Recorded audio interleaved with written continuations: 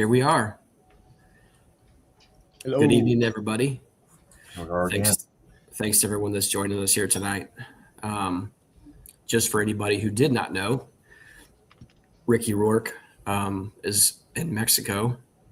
Shame on him. We should be all there right now too, right? Enjoying some warm weather. And so the next 2 weeks, he will not be hosting that. So we just thought, well, maybe this week we could host it on our channel, and then maybe next week we do it somewhere else. So I don't know, but there most likely will be a live chat again next Thursday. I just don't know what that looks like. So, but here in just a little bit, I'll actually bring on Chris Madaras. I thought it would be kind of helpful to listen to what his point of view was from the North American Honeybee Expo and see, how things worked well for them, things that did work out well, things that they didn't like, maybe some changes that they might make for this next year. And maybe he can give us some insight on what some of that looks like. So anyway, since everybody's kind of running on the high from that, that was kind of where we were at with it. But anyway, Mr. Keith, what's new? Well, bee-wise, there ain't a whole lot going on. We're getting down in the teens tonight, which that's probably warm compared to some of the folks in the chat, but it's pretty chilly for us. So we did have a couple of decently warm days when we got back from the conference. So I did another round of OA and got all my people that I mentor, got a round done for them. So plenty of food on the ladies. So they're good to go for a week or two, get through this cold weather. But yeah, just getting over that NAHBE buzz. What a great time. We're looking forward to next year and see what else they've got in store for us. I hope maybe Chris can pull the curtain back a little bit if they got any surprises, but it might be a bit early. They need to detox for a few weeks and go lay on a beach somewhere. I was thinking the same thing. Yeah, but that's all they've done for the past several months. So, but yeah, had a great time. It was good to see all of y'all. You don't get to spend a whole lot of time with everybody, but at least you get to shake their hand and hug a few of them's necks and talk a little bit. So, yeah, it was a great time. Yeah, I know Melissa and I really had an absolute spectacular time, even at the Wednesday night event. So for anybody in here who was able to come, it was just, I don't know, for me anyway, I mean, it was just a good time to be able to walk around and just say hey to everybody. I didn't get to spend copious amounts of time with each individual person, but I tried to say hello to as many people as I could. So if you all were there and I missed you, I apologize, but I don't know. It was a good time though.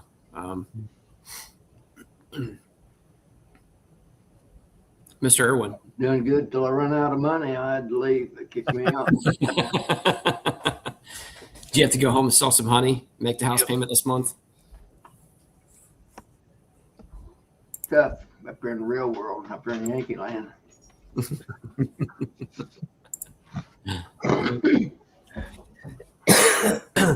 Yeah, so we were doing really well the whole time that we were there, and then somewhere about the evening of Saturday evening, I'm not sure which one of you all there got Melissa sick, but I'm looking for you. But somebody got her a little bit of a head cold and the cough, and I was doing really good, but a 4-hour trip riding home with her in a little bitty enclosed car because now, you tell me that now after I ate after over on Thursday. Well, it seems very clear that she must have picked something up there. We definitely did not bring it with us. I promise you that. But honestly, I was trying to be very conscious of, keeping my hands washed, knowing that you're going to be in a crowd of 4,000 people plus and constantly meeting a new mix of folks. And some people could have a little bit of a little sniffle or what have you.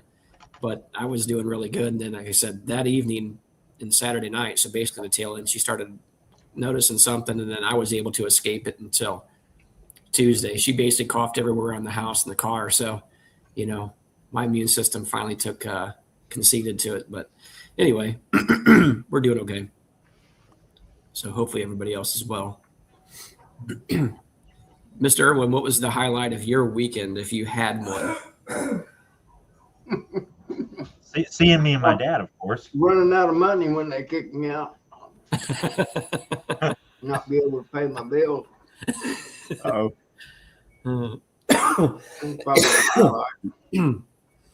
Probably could have spotted you a $5 bill or a $10 bill and get you some gas money for the way home.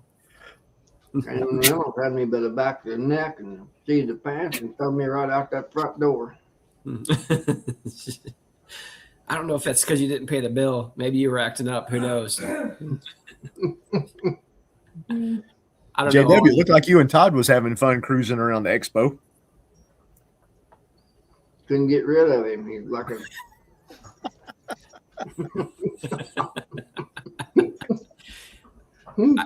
I don't know if I've seen Todd comment, but I was literally just texting with him not more than 10 minutes ago. He was telling me how he signed up for the EMBA conference in February and asked him a few questions.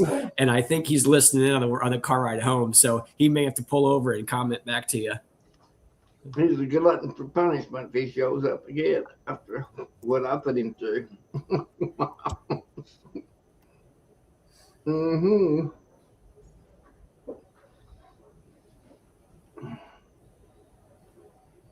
Michael, what's new, buddy? Recovering from that mess that's called NAHBE from the vendor point of view. Mm-hmm. That was rough. So, busy, but what was your experience like as a vendor? And obviously last year you didn't have any product to show at that point. You just had displays and literature. yeah. And then this year having product and then also knowing the ropes just a little bit more. What was your experience like from last year to this year? And help us to understand that a little bit. Setting up this year was a whole lot harder when you bring product, especially when you don't have a lot of bodies to help, Yeah. So, if you didn't go or see, me and my dad went, neither one of us is the peak of physical Greek godness over here. So, and we pulled we shipped some pallets in, we pulled the trailer down. There's like 5,000 pounds worth of frames in the trailer. Went down the whole way with no brakes, no electronic brakes on the trailer. We found out like 20 minutes after leaving. So you pull that kind of a weight.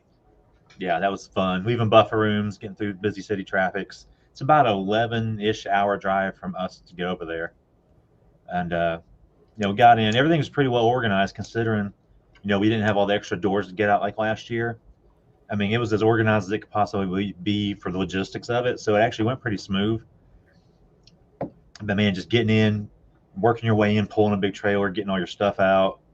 That's just it's a whole ordeal. And then us not selling before, not knowing how much we should really bring, I massively overly guessed. So I took down 5,000 pounds in the trailer, and I brought back 7,000 pounds in the trailer because I shipped some pallets down, and I had less people. So like Thursday, everybody rushes in. It seemed like they knew what they wanted. They'd seen everything, had their pre-orders or had their order list to get what they wanted before they sold out. So Thursday it was, hey, how's it going? Oh yeah, I've seen these. This is what I want. Boom, boom, boom, you're done. Friday and Saturday, I wasn't expecting that many new people that had never, ever seen our stuff before. So it was a whole lot more educating about the product when I planned them. So when people decided to try it, it was a whole lot of selling one instead of 2 or 3. Which that's fine. I'm happy for people to try them out. It's just I didn't know what to estimate. So I could have easily not shipped anything down there and still brought back a sizable amount. So we were determined not to ship anything back. So we were packing up was fun. So there was not a space in the trailer to squeeze your finger between anything and the walls and the ceiling. We crammed that thing tight. Got it all packed up. Still didn't have brakes coming back. So now we're almost 7,000 pounds with no brakes. Coming back, got some snow flurries, got some cold air, but it was all right. Had lots of people come by and doing interviews and checking stuff out. So it was good overall. I mean, it'll pay off in the long run, getting a lot of new eyeballs and stuff. If I had anything to sell last year, I would have been better prepared this year logistically. But not knowing, I was afraid to guess wrong and not have enough. So, I mean, I'd rather bring back extra and not run short. And yeah, it's just what it was. Yeah, I noticed there was a couple of nice interviews that people had done on your product. One of them happened to be done with I believe her name is Emily with BeeFit. Yeah. Beekeeping. Yeah, I got to meet them. She's out of Michigan, is that right? I think so. I got to meet her. I got to meet Lawrence from UK. Lawrence Edwards. Yeah, did a thing with us. It'll come out some point. I got to meet Fred in person. I've kind of communicated with him back and forth, email and things over this last year, but never actually got to talk to him in person.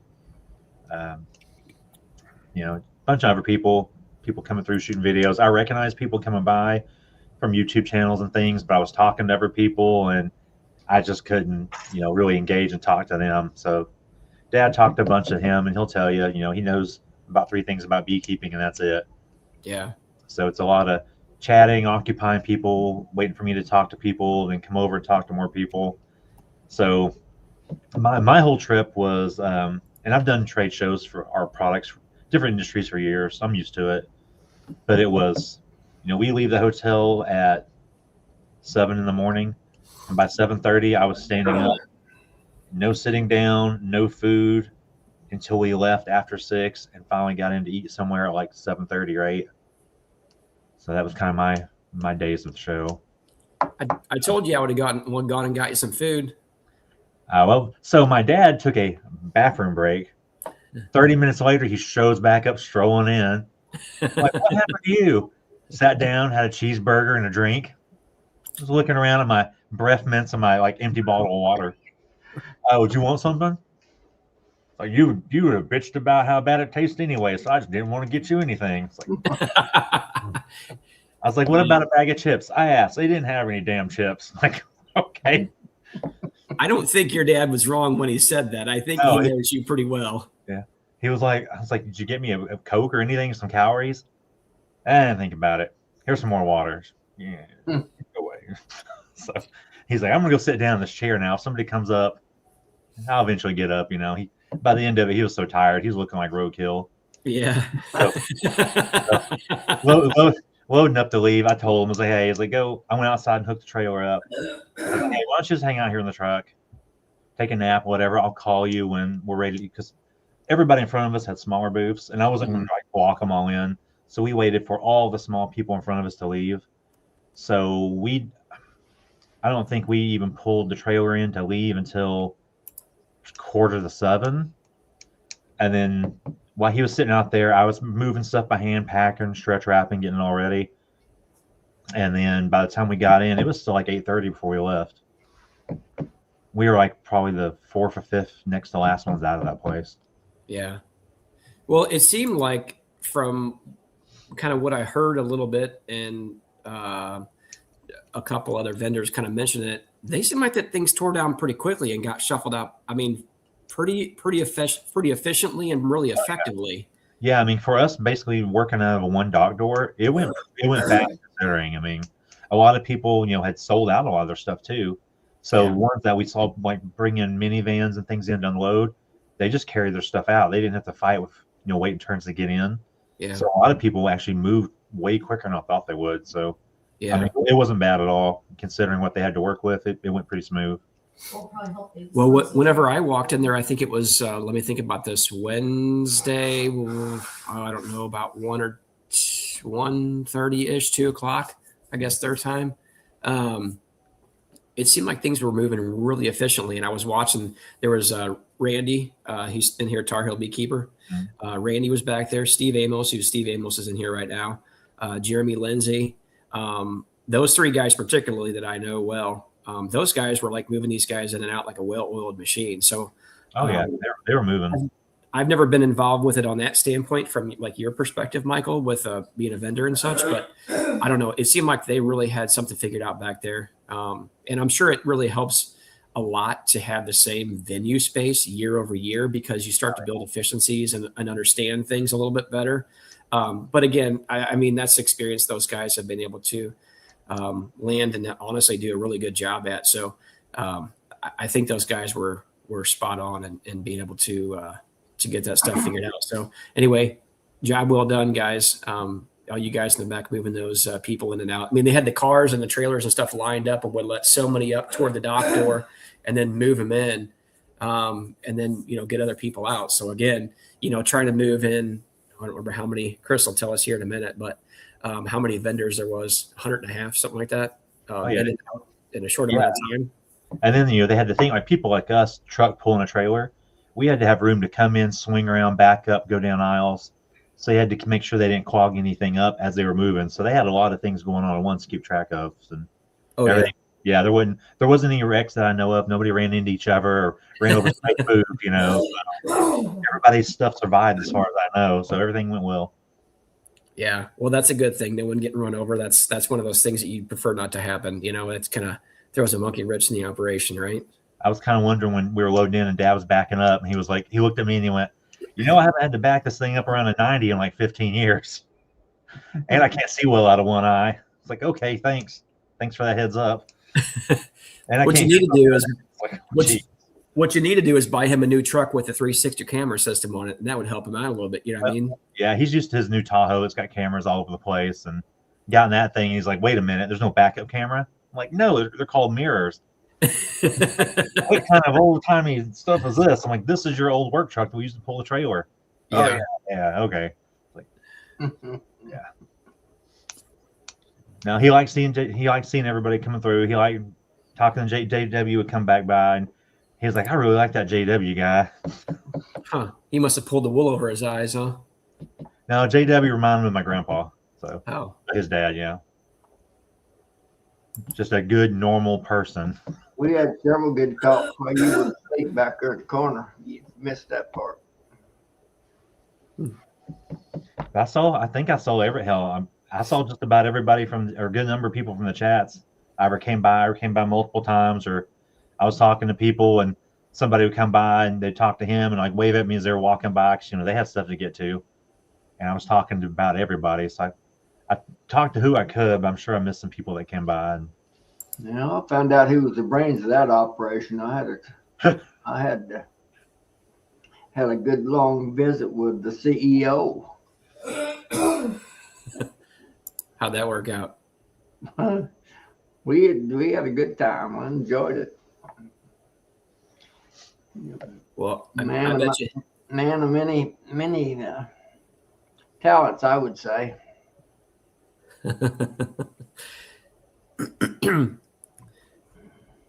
Keith, do you have any other input you think is pertinent, your experience, or something that you thought that was especially, I don't know, exciting for you? I mean, this keeps getting better every year. This was our 5th one. We missed the very first one. We really enjoyed the dinners at night after the all-day events, plus the Wednesday, get everybody revved up before the thing even started.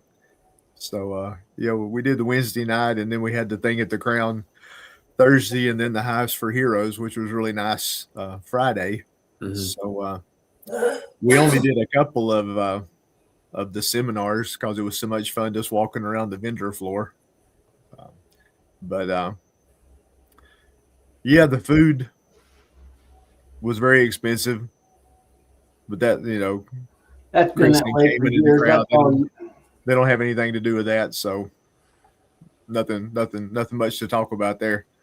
Oh, yeah. 100% union shop down there. Yeah. I've been going there for years, and it's been stupid high ever since I've been going down there for cattle show stuff. Those vendors are all paid. They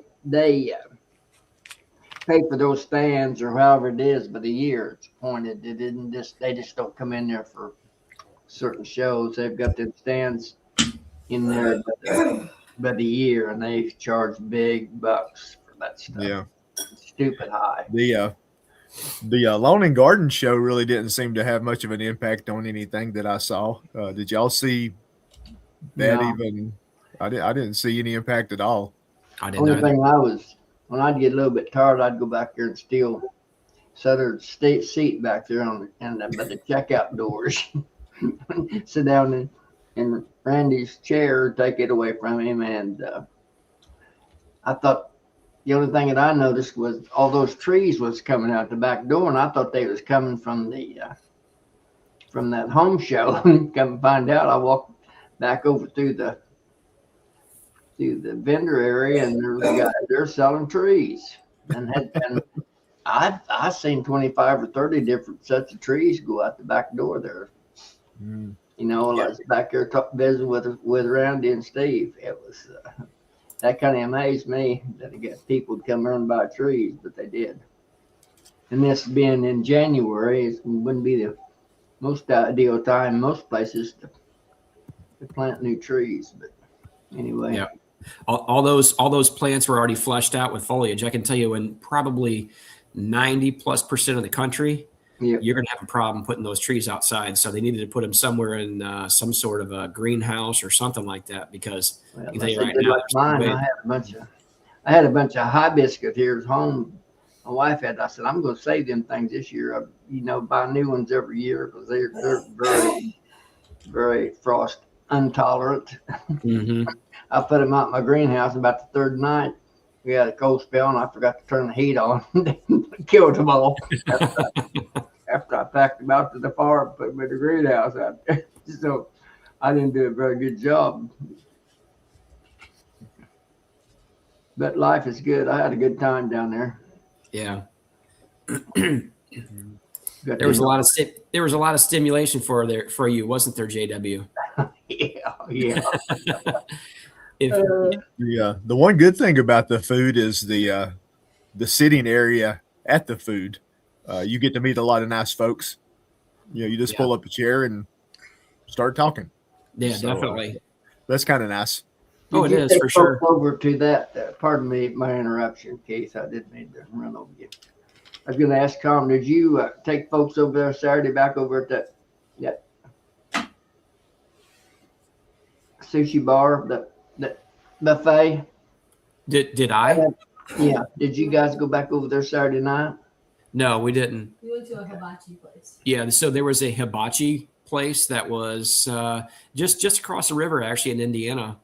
Oh, okay. I 10 know what minutes you're away. talking about. I've never been in it, but I know where it's at. Yeah, it was Bass a Pro. really nice place. We were trying to get Michael up there and all, and Charlie went. Charlie went. He was there. Charlie, what'd you think? I liked it. I mean, that was the first time I've ever been to anything like that. Yeah. I didn't catch the rice very good, but other than that, Hey, I'll tell you Oh. what, Charlie, it was entertaining, and I can tell you without question, the chef that you guys had at your side. oh He yeah, was- he was fun. He Charlie, was fun. Charlie. Yeah. Yeah, he Yeah, put on the fire show and all that stuff and the volcano and yeah. There's a few pictures that I think I floated around already. I think.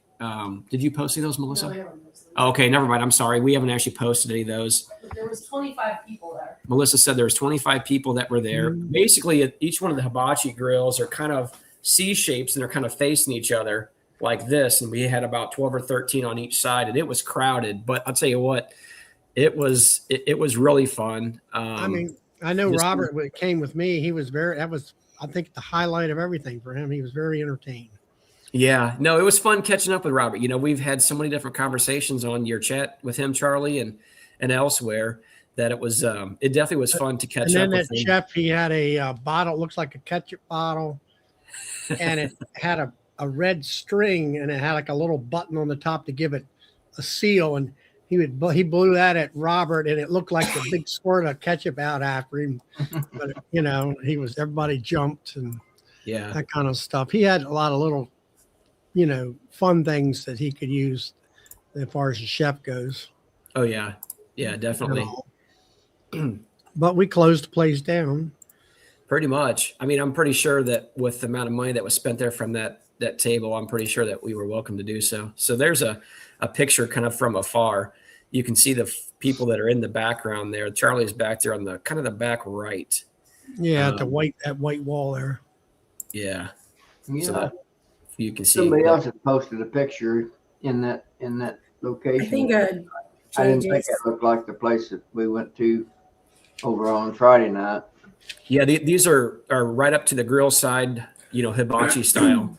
not buffet, which actually JW, the one that we all went to, that private little deal with us, few of us, that was really good. Honestly, I'm not normally a big fan of buffets. They kind of weird me out a little bit. I don't like my food getting, coughed on and breathed on by, Melissa and stuff like that. But honestly, it kind of worked out pretty well. Well, everybody got sick coming home, I think, when I've heard.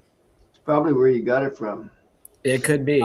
I don't know. I mean, I had a little bit of a by the time I got home, big Mike from up in New Hampshire, he was sick, head cold type of thing.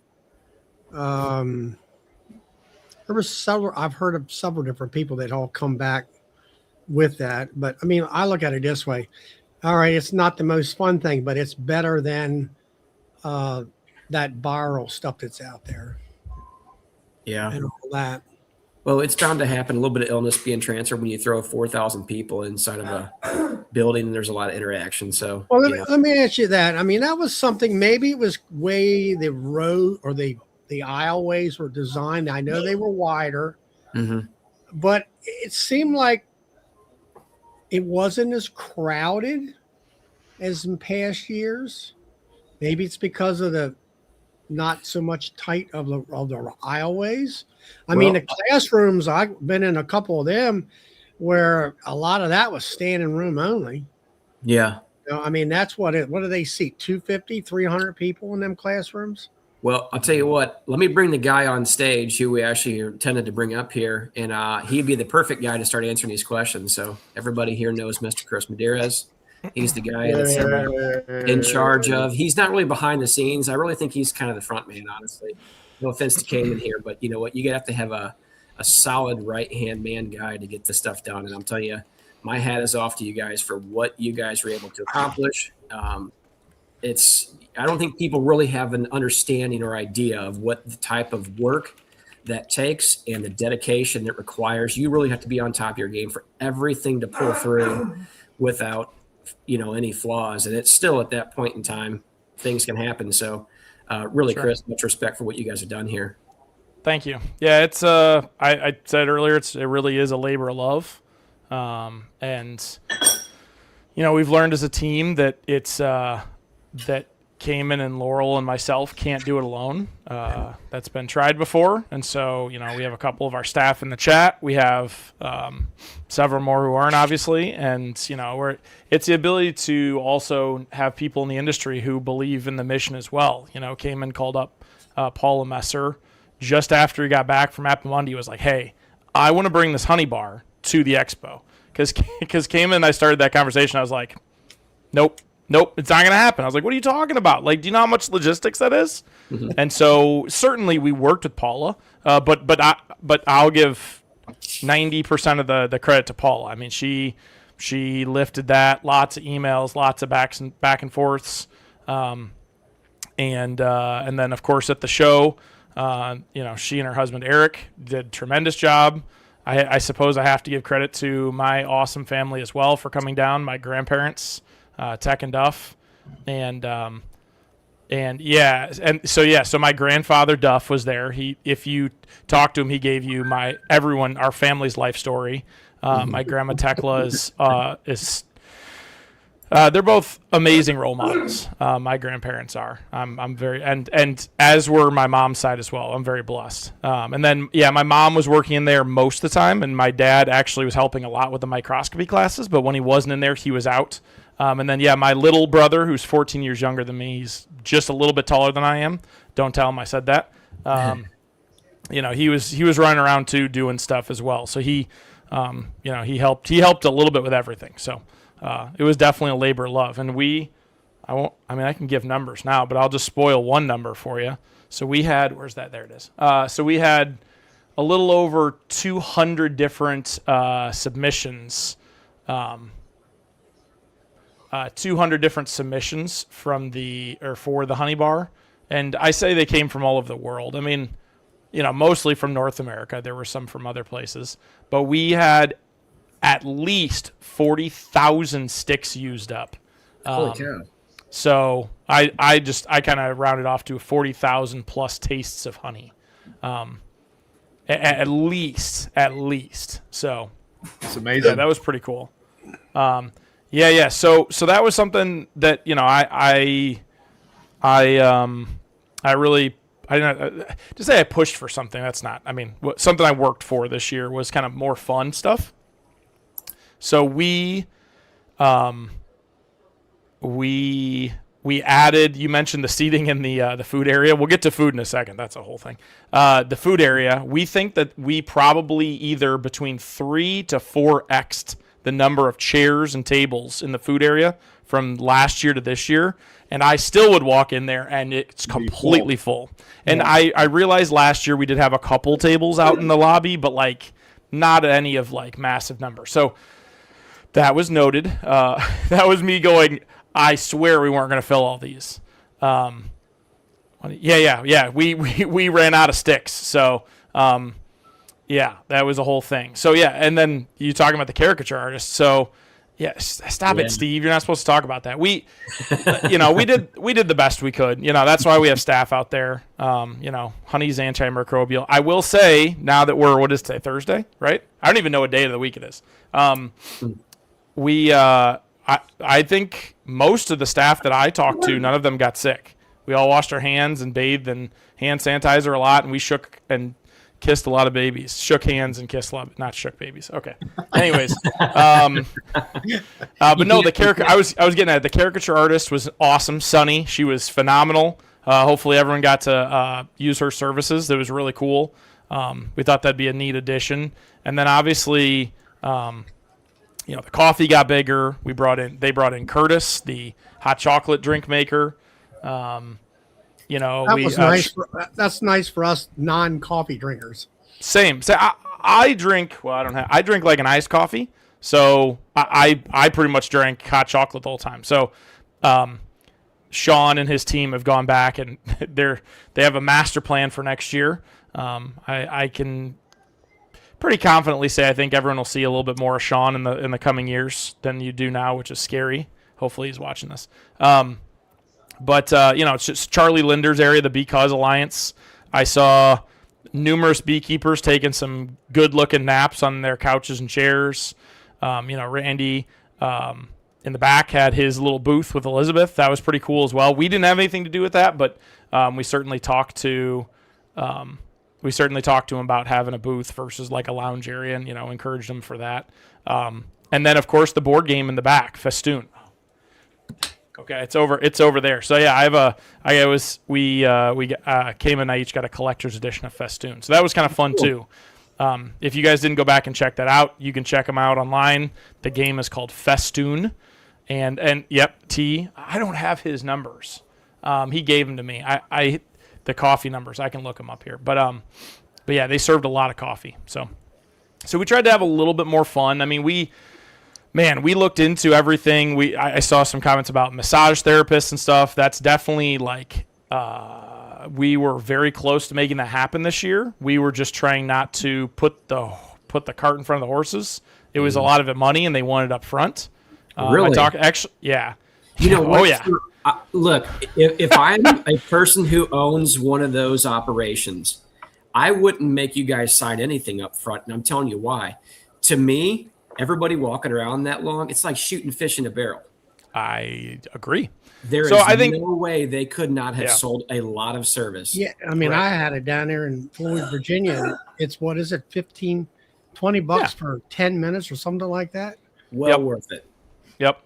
Yeah, it's a whole thing, but they wanted a bunch. So I talked to a couple vendors who actually brought it up to me, and I said, hey, maybe next year if you want to sponsor it and pay for it yourself, we'll put them next to your booth. And they were like, can we? And I said, let's have the talk. So it's probably the worst kept secret. We are heavily considering going from 165,000 square feet to 300,000 square feet next year. Wow. Oh, my feet. Yeah. So, and with that, yeah. Oh, yeah. Fun fact, the half and half, I don't know if this is done everywhere. I guess I've never really heard of this, but in Louisville, Kentucky, they limit how much you can buy per store by ID. So they scan your ID at the store. And so he has a route now in Louisville where he goes, because you can only buy so much half and half and or milk at the places. So that's a thing. So again, I mean, those are things that you like, what? So basically, I think you could probably line a dairy up and say, hey, we need to ship a truckload of milk over. Yeah. So I'll cover, you don't have to make it bigger. It's fine. So we right now just use, this is the main lobby. Here's the lobby we use, classrooms and Honey Show. This year, this is where Hilco and a couple other vendors were, as well as Hilco's warehouse, we'll call it. And then this is the room. It's coming. Click on Chris's little. Oh, Tom messed it up. Click on Chris's little square over his head. Okay, this is what happens when you let Tom control. I'm still here, I promise. Chris, It's fine. You don't have to make it big. It's fine. Everybody can see it. Oh, There you Lord. go. There you That's Okay. what happens when I let Tom try to do it. So this is what we use now. And here are the classrooms. So again, Honey Show workshops. Okay, great.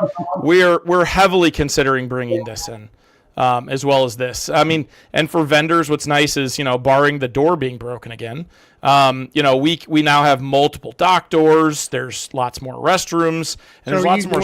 Chris, is that the B section? The next section over? Yep, B. Yeah. You're fired. Oh man, Chris, I apologize. Yeah, I know. No, dude.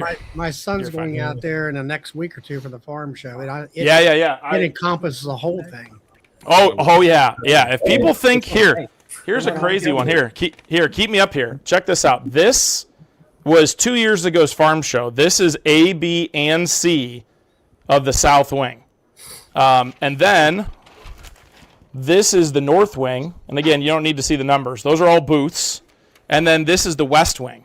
I mean, so people that say that, we have a large show. Yeah, right.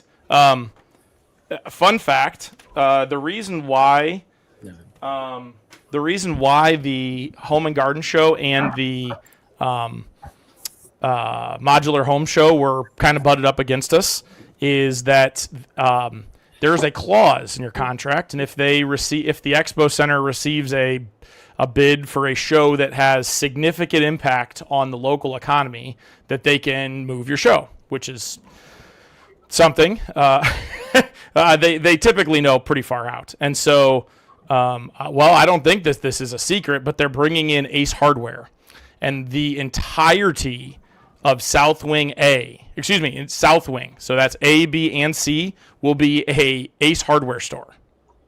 They're going to set up a complete mock store, which I've never seen Ace Hardware that large, and so it's going to be huge. So, I mean, it's exciting. I saw a couple comments about more seating, around. That's definitely something with a larger venue we can do. We'd love to continue to invite new vendors in. We'd love to have any vendors that, StreamYard Clinic. Any vendors who have been in the past who are still welcome back, to invite them back. Basically, again, by doubling the space, we'd like to provide a continued better show. So this year we had 3,500 plus attendees, almost 3,600. That's about a 20% increase from last year. We had 144 vendors. We had 34 speaker sessions, 15 workshops. The Honey Show brought in 1,242 exhibits, over 298 exhibitors, and they had 200 black jar entries. So, and then again, with the over 200 honeys for the honey bar, 40,000 tastes of honey. I do not have the honey swap numbers. Those are still coming. But I know that Highs for Heroes, I believe he said he had about 70 label swaps. Mm-hmm. So, which is a great number for them, because Cayman and I were a little concerned that, if they got 1,000, which is like not even, it's like less than a third, that is a lot of labels to swap. Because I think they had like 1,000, or excuse me, 1,000. I think they had like, was it 20 labels per person? So it'd be like 20,000 labels to swap. So 70, they said they didn't have any issues this year, which is great. So, We came in and the group met with the expo on Sunday, the day after, and we started our work. And we've been working all this week on stuff already. We had some vendors break their contract, so we'll discuss that with them. We get it, people sell out. We understand that, but it's part of your contract to not disappear. That's there's a lot of again. We denied 60 plus vendors. We waitlisted 40 plus, and we ended up letting like 15 or 20 of those waitlists in. There's a lot of great vendors who, beyond a financial fine too. It's which is not a lot. We take 5,000 bottles in the honey swap. That's possible. I don't have the numbers on the swap. I need to talk to Jessica from Tennessee, Honeybee, Tennessee. But yeah, they can still. Question is this? So from a vendor standpoint, and we've had this on those small little vendor things that we've done with our honey operation and all, is I don't understand the point of breaking down early. Even if you sold out most of your product, do you not bring literature or potentially pre-sell something to be shipped or what have you? If you've already landed in the space, set it up, and you've already allocated the time for it, I really don't understand the point of breaking down early, especially if you're contractually obligated to do so. But again, that's not something that I guess should be concerned with. I quite get it. It's the vendors need to consider that not only is it like a poor look on the show, on us, the showrunners, but also so this year, we took feedback into consideration. So the reason why we had dinners this year was we had a lot of vendors who asked to have time to mingle with other vendors and with the VIPs. So we hosted a dinner, and it was not very well attended by vendors and VIPs. And so doesn't look great to have that next year because it was a lot of work. And again, there are great options out there. Your guys's Heist for Heroes, Matt's I don't remember what he called his again. The brew Beaks and Brews. Beaks and Brews. So and those are just we'll call them established nights. So and we didn't none of us relished in having events over other people's. Like that's. Yeah, absolutely. But there's only so many nights. So we tried to listen to what they said. So another thing, which was we said, okay, hey, instead of being set up till 6 p.m. when Cayman runs 60 minutes longer than he's supposed to, talking with, the motley crew of guests, we'll pack up when they start. So that'll bring more people to the closing. The closing's supposed to be the closing anyways. And so we said, hey, we'll allow vendors to start taking down at 4:30. And then out at 5, the show closed at 5, and Michael, like you said, was super gracious and let everybody else take down around him, and then he brought his stuff in last, and kudos again to our whole team. We figured it out. It was last year's takedown, I believe, or maybe the end of setup, and I don't remember who it was. Maybe it was my brother or somebody else. Doesn't matter. Suggested, hey, why don't we just, instead of having a line out there, we'll have a spreadsheet. You take people's names, and then you say, where's their booth? What are they driving? And then you just have someone in there, and you're radioing, and ta-da! And that's how we load it in, and we load it out. And it's not perfect, but it's the best thing we can do with what we have. Yeah. Did I not see, too, it appeared that when you let me sneak in a little bit early on Wednesday, and this was obviously prearranged to pick up some things for the party on Wednesday night, even though I'm not a vendor, it seemed like you had somebody, for instance, I seen Dan Long with Easy Peasy coming in with his small truck and a trailer, and I thought I seen somebody guiding him back to his booth. Now, is that something that was a standard practice you guys did? Yeah, we always have staff walking because you never know what happens. And that really helps to make sure that, someone in a trailer who has no experience, it happens more than you think, cuts a corner too short or whatever. And I'm after seeing all the photos and walking through, I'm severely convinced, and I don't want to talk to him. I'm going to say it and we're going to move on, that our decorator from the previous 2 years really hammed us on all that. What we had this year was supposed to be identical to what we've had in years past. But everyone has said it, and I agree with them, that I think that the booths were bigger. the aisles were wider, and they were supposed to be standard. I never measured anything before, but I'm not saying that vendors got more or anything like that. Well, I think they did, but I'm not saying I think it was, our decorator this year was fantastic to work with, very flexible. Like, I don't want to take for granted what he gave us. He was awesome. Andrew and his team, stuff was taken down at the end when I made a mistake and missed someone's order for a table and chairs prior. They didn't charge us a premium for it. They gave us the previous price. They hung people's banners up. Left on people. Yeah. So our new decorator's awesome. And yes, he charges money. Unfortunately, one of the vendors sent 4,000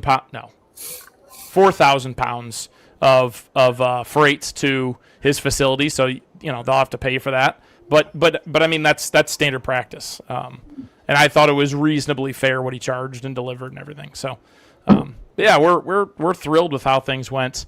NAHBEs, you're not wrong with the booth numbers. So that was 100% on me. And I look back and I have deja vu about it. So he asked me on a phone call, "Hey, do you want booth numbers in the backs of the signs?" And I was like, "Nah, we don't need that." And then when I got there, I was like, "Huh, that's something." So we're looking at the possibility of, and a lot of vendors put the signs, take them off or cover them. So I don't think really having the number on the name card is really the ticket. We're looking at putting floor stickers in front of every single booth that have booth name and a number. Hey, Chris. And I already know there's problems with that, but that's what we've done for the big school shows that have 20,000 people at them. Yeah. They just take the booth numbers and they fully tape it to the floor. So even if you stomp on it for 2 days, sure, it holds up. And that's always worked really well.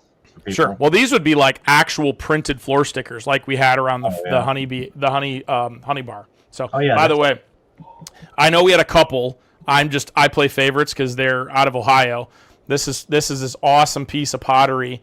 It's my mead glass, or my wizard juice glass from White Squirrel. Oh God, he's gonna kill me. White Squirrel, Jack and his wife.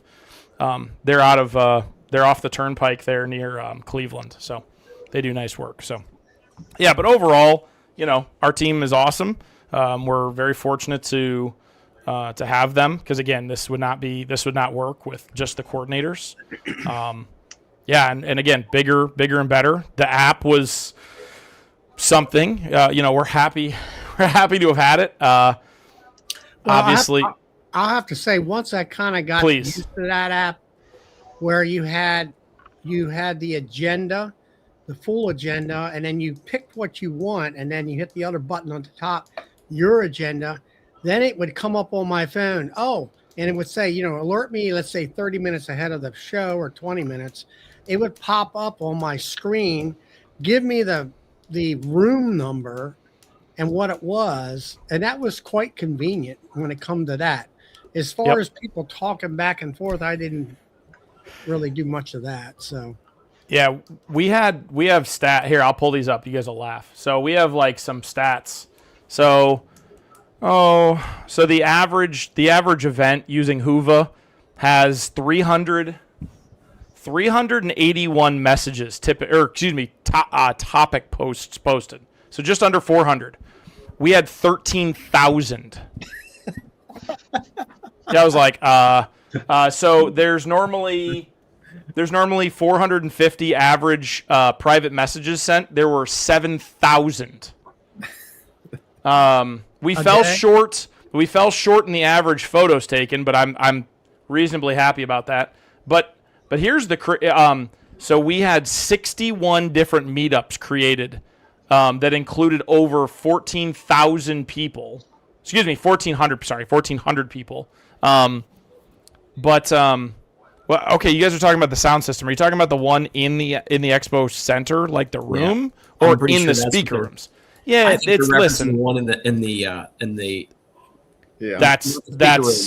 It's a mess. Here's the crazy one. I keep saying it for all the 6 sponsors, and I probably should say the sponsor's name. I just don't have it in front of me. So we had 6 sponsors who helped to pay off 60% of the app. They received in addition to their sponsorship, They had a total of 750,000 sponsorship impressions. So that's how many times their little thing spun for the roughly 1,900 people in the app. So what do you mean by that? What's that? So if you go open the app up, on the bottom there's a sponsorship banner, and when you click on it, it takes you to their information, their website, anything that they put in there. So they had, between the 6 of them, they had, each roughly a little over 100,000 times their banner flashed in front of somebody. And again, it's small, and you can say, hey, it's small, it's no big deal, but that's a lot of impressions. So, again, is it worth, I don't, is it worth what the price they paid? That's up to each vendor. So when do you expect the videos? Okay, so the videos, if just in case you're not joking, there's a funny little meme going on. So wasn't that Craig Midget that was messing around with that? And well, he started it. Yes, else. Might have been Matthew Booth or somebody it else. It was Matthew. It's part of the crew over there in the Highest for Heroes. Yeah, those troublemakers. Bunch of troublemakers. Yeah. So the videos, I receive an email a day about this. So the videos will go live in about late February is what we say. We're going to do a lot of changes this year. We're going to offer a flash drive, a hard copy, not for free, because we not bake this cost, because there's cost for the flash drive, labor to load it, because these suckers don't take 2 seconds to load. Be a while. Also, shipping isn't free. It's not super expensive on this. We got these. Oh, it's back there. I have all my food and everything from the expo. Anyways, we didn't bake it into the cost this year, but there will be a reasonable fee to get the hard copy on a flash drive of this year, and then we're going to be doing a really sweet deal for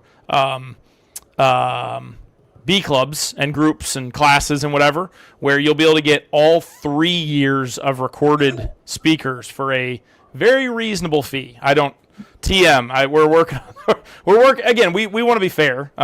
So we'll definitely have that, and more than likely you'll get 3 flash drives, with one with each year, because they're large. So late February, you'll get them. We will still have them on the website this year.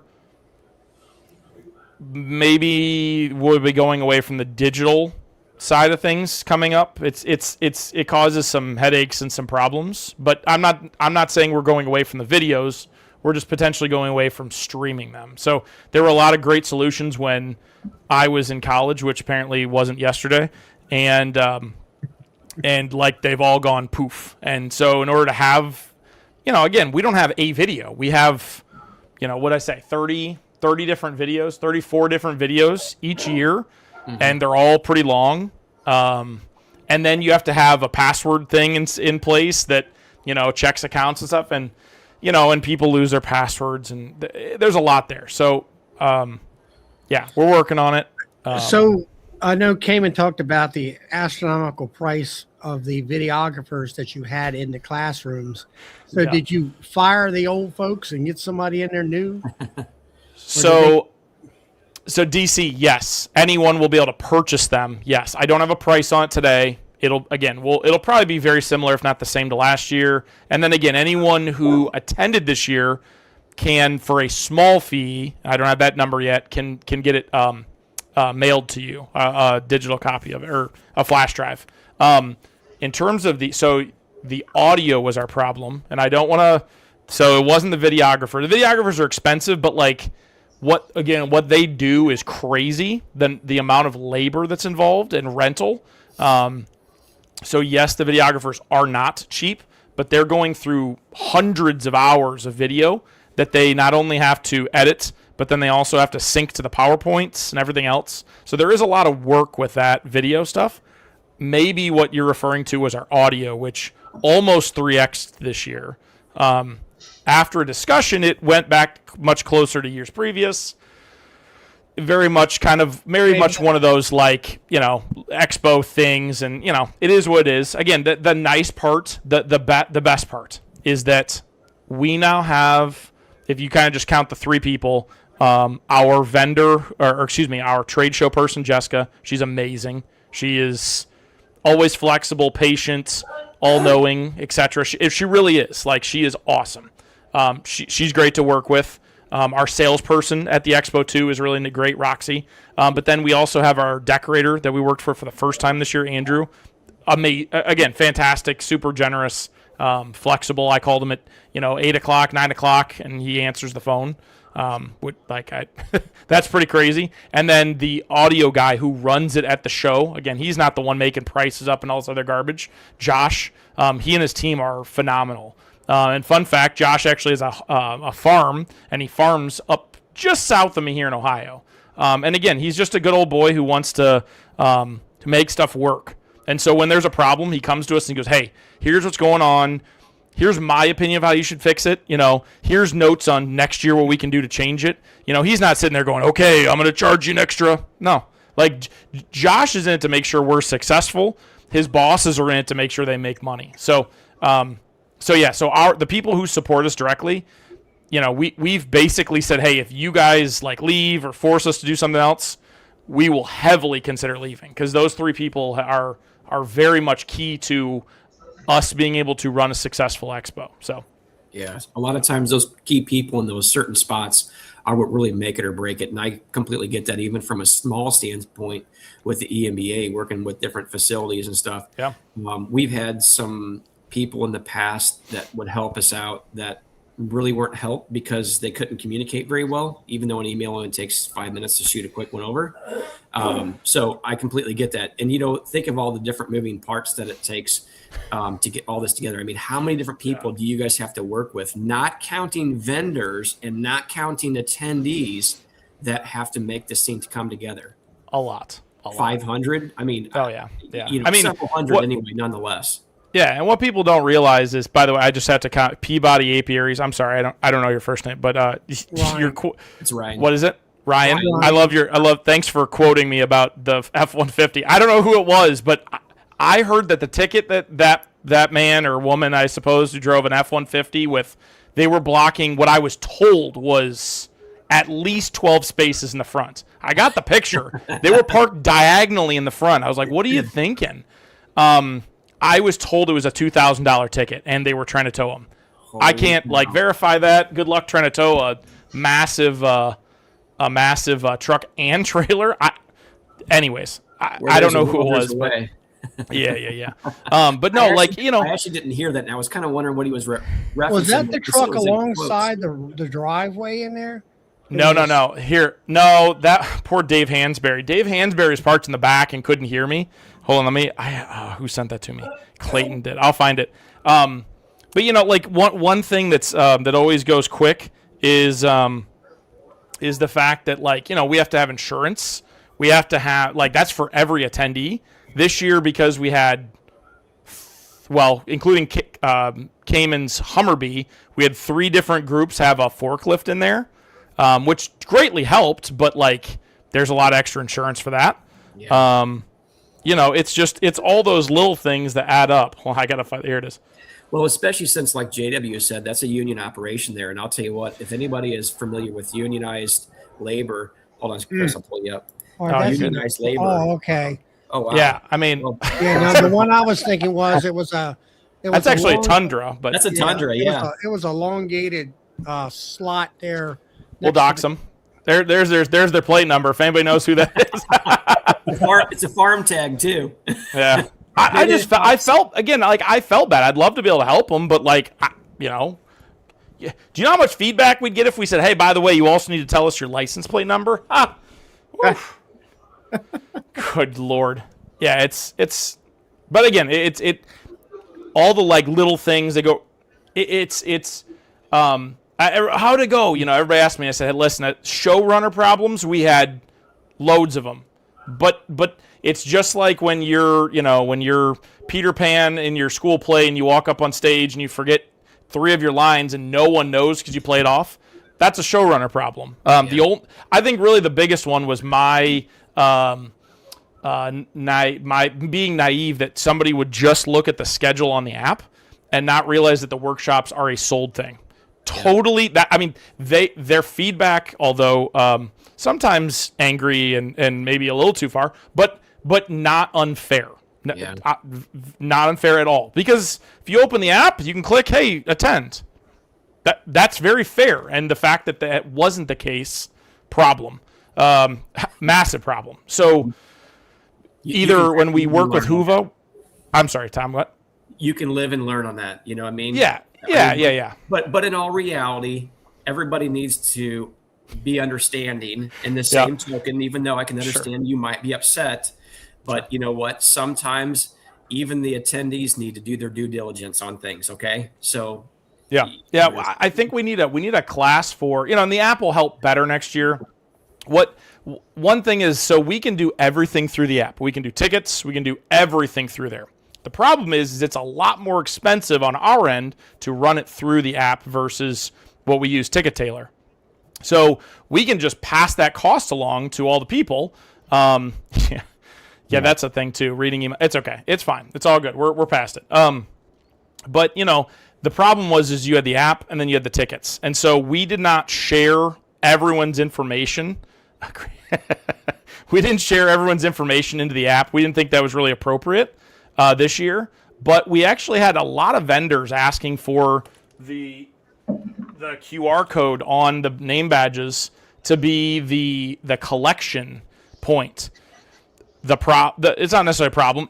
We sold this lanyard. Sorry, well, this is last year's lanyard.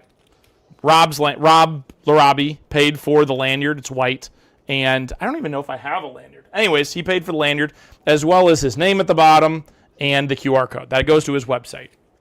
So he paid for that as a sponsorship. So we were so far along with that before the whole QR code popped up. And again, we're very much an industry of privacy, and so. So yeah, I mean, it's that was that. So we're considering that next year, but again, we do have to feed it information. So we'll see how that goes. We have a meeting with Huva next week for all of our stats. I'm really excited to see all those stats because I think we blew out their average user, and so because of that, and we have a contract for this coming year, I'm hoping we can lean on that to improve workshops. Don't tell all the vendors, but I can't see inside the vendor chat inside of the Huva app. So hopefully y'all are just talking mean smack about me. You hear that, Michael? But, you can see that? No, I can't see that. We would have been way rougher if we thought you were monitoring us. No, I can't. Well, I'm sure there's probably a spot I can see. I haven't found it. I'm sure it's in there. But Sean today was like, hey, it would be super cool if we could have a search in there. And I said, that sounds logical. So there's a lot in the workshops. Again, could it be cool where instead of saying add to Steve, add to agenda, could say purchase here and they can click it and it takes you to the link. I'm sure they don't love you sending someone outside the app, but it's little things like that. So somebody had a question. Hold on.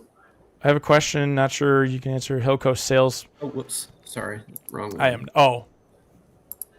Yeah, he did have the. Yeah, John had at least 32 staff there. So that was pretty cool.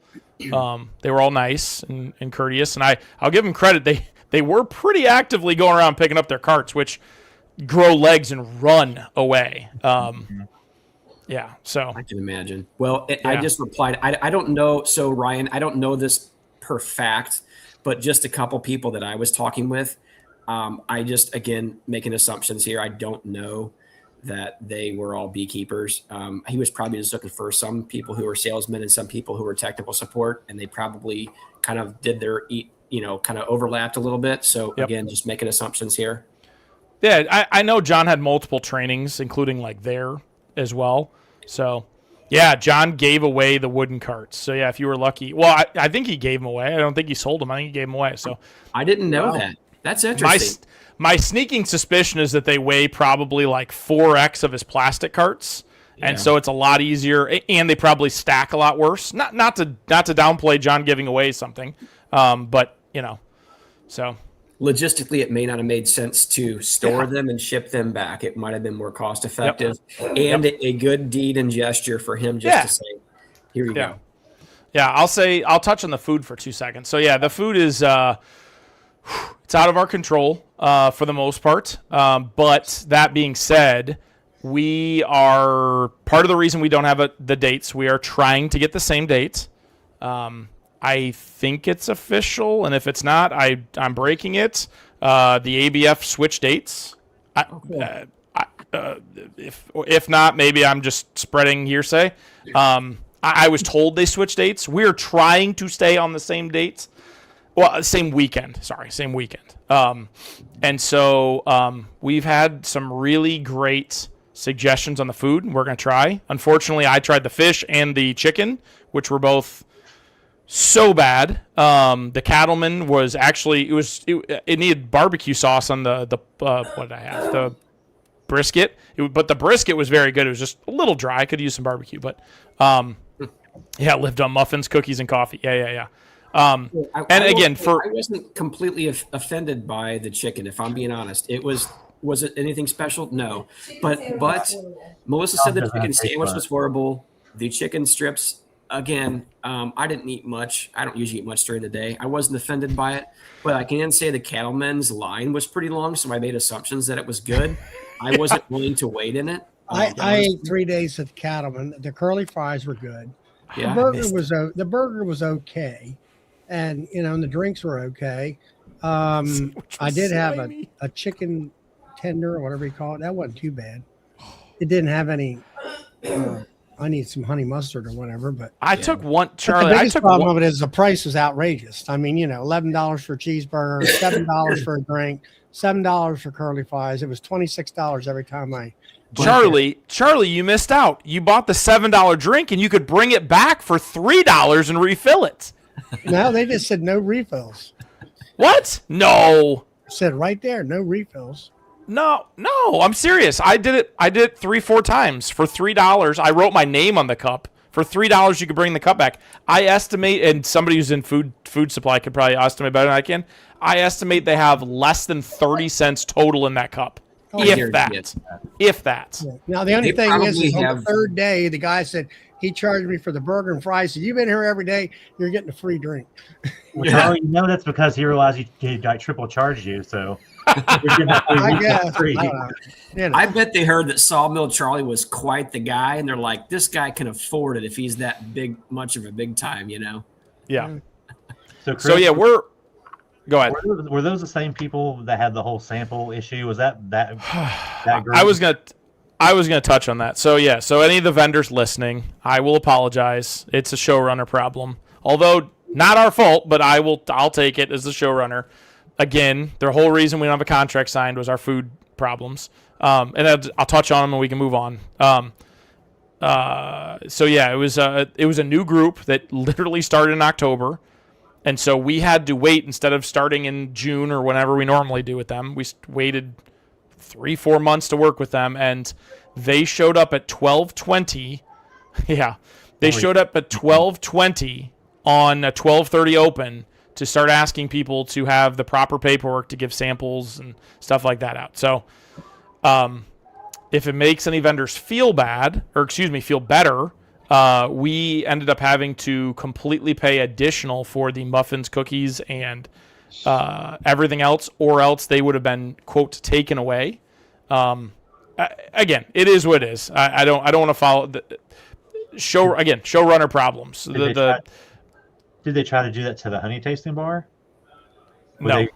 So they weren't considering that sample because it wasn't in the hall, I guess? Or correct. Yeah, Sean, the coffee guy, stopped their questions because they came to him and were a little bit more pointed, and he showed them the emails that he had from October that they didn't answer until middle of December on everything, and I watched them just walk out at that point. So again, Was that the health department or what was that?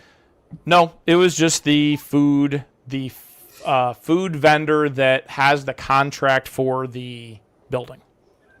Yeah, it would say Chris. It wasn't anything they did. They didn't know. They walked around to us when we were getting slammed and the doors open, and said, "Oh, we didn't know you're giving samples because I was giving samples of bourbon honey because I just had some extra. Like here's these forms. We need copies of the insurance, W-9s, this, and that." Well, I know And we were just like, what the? Yeah. Okay. Well, and again, like I wish I could have given that to you earlier. I wish I would have known that was something. We've never had to do that before. My favorite, Grammy's touching on it. That they had an out of office on their email. So my favorite was Josh Hager, Bearded Bee Works, from Nashville area. He sent all the stuff in. He actually had the paperwork with him, and they came around and told him, hey, you never sent this in. He's like, I did. And they're like, no, you didn't. We have the list. And he showed them the email, and they go, okay, and they just walked away. So the forms they gave us, they hand wrote their email addresses on them. I mean, they weren't even like typed like a form. We just looked at it and it was kind of a joke and just we had somebody at the office that sent us stuff. I emailed it.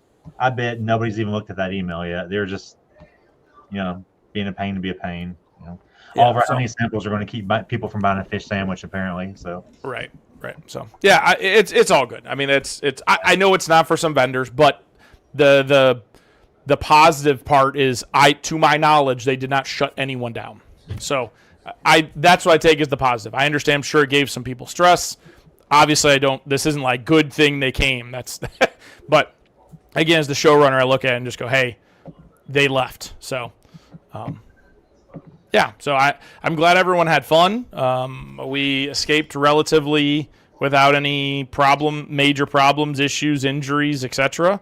I mean, we had for the first time ever, we had live bees inside the classrooms. We had a queen marking workshop with Tucka, and I heard it was entertaining and wild. I wish I just, as a showrunner, you're everywhere. So I never got to get in and watch it, but I heard it was entertaining because they brought a couple people inside of a tent inside the room at a time, and you'd mark your queen. But occasionally, as someone like me, you drop the queen or, she'd move or whatever, and they'd go, okay, everybody stop. And then, Tucka you'd go around and, oh, there's the queen on this person over here. And they'd grab the queen. And so it was pretty fun. Yeah, 10 people. So, yeah, good. I'm glad it was awesome. That's all. We want to have classes like that. We want to have a class that shows how you take a package and put it into a hive. We want to, but that's insanity inside of a convention center. That'll never happen. So we're doing the best we can to try to come up with that. We thought the mead making was very unique, the candles. We have extended an invitation again to the ARBC. It's the American Research Group for Beekeeping. They in years past have typically met with the ABF. But last year we sent them a proposal to come to the Bee Expo and said, hey, you don't have to be exclusive. We just would love to host you.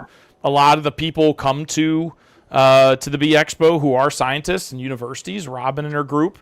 We have Auburn the last couple of years. We'd love to have more academics there.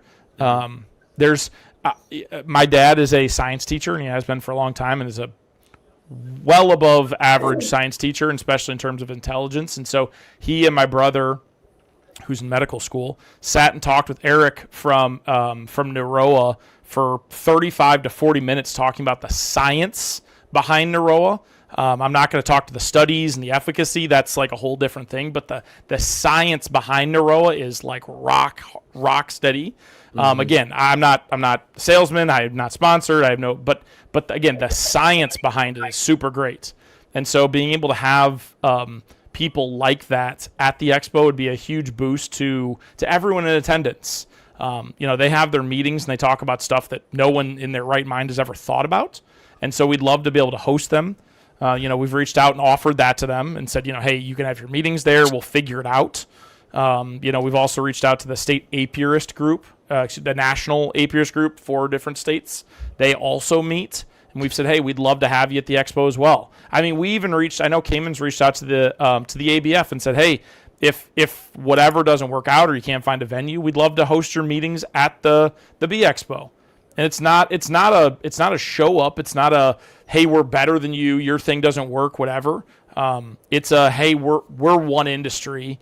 And until we think that way, then we're going down a really, really tough path with all these new pests, and certainly there's some out there lurking in the darkness that we have no idea about. And if we don't get on, like, the dairy farmers and good. I appreciate that, Hail Hives. They're my grandparents and my parents are tremendous people. I'm very fortunate and blessed for sure. But yeah, I mean, the beef industry, all those agricultural groups, they certainly have splinters and groups and stuff like that. But the majority of them come together to represent what the industry needs. So we'd love to be able to do that in the bee industry. So, we're not going to get everyone under one big tent, and we're not going to start talking politics and anything of that garbage. But in terms of beekeeping, we've offered it to anybody. Anybody who wants to come, we'd love to work with you. We'd love to figure it out. I know we've talked to the apitherapy people as well.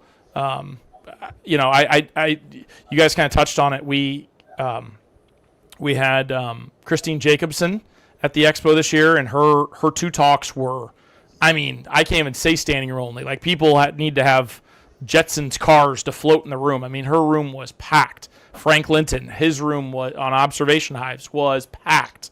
So I think there were a lot more people in the lecture halls this year than years past. Maybe it was just because I saw a couple and I don't normally get in, but it was cool. So how many people do those classes hold? 300?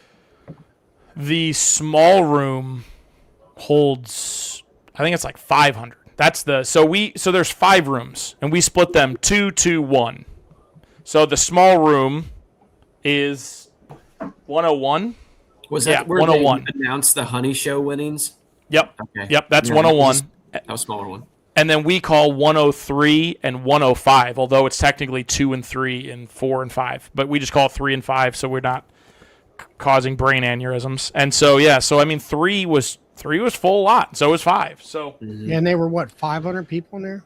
Oh no, the bigger rooms are a lot more. I've been in the bigger rooms, and it was standing room only.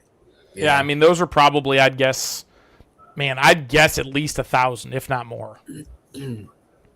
Especially if you talk standing room. Yeah, and Kaylee was there again. I know, people can be, think what they want. They came and only sports as buddies or whatever. But what the chief thing we're concerned about at the expo is bringing in people who are legitimate and who are not trying to. Mine's up in the kitchen right now. People who are not trying to divide the industry. That's really like one of our biggest things. Yep. It's really cool. If you're someone like me who has zero knowledge of that stuff, it's fascinating. That's me. I know nothing about her book or the things in her book, so it's been really kind of cool. And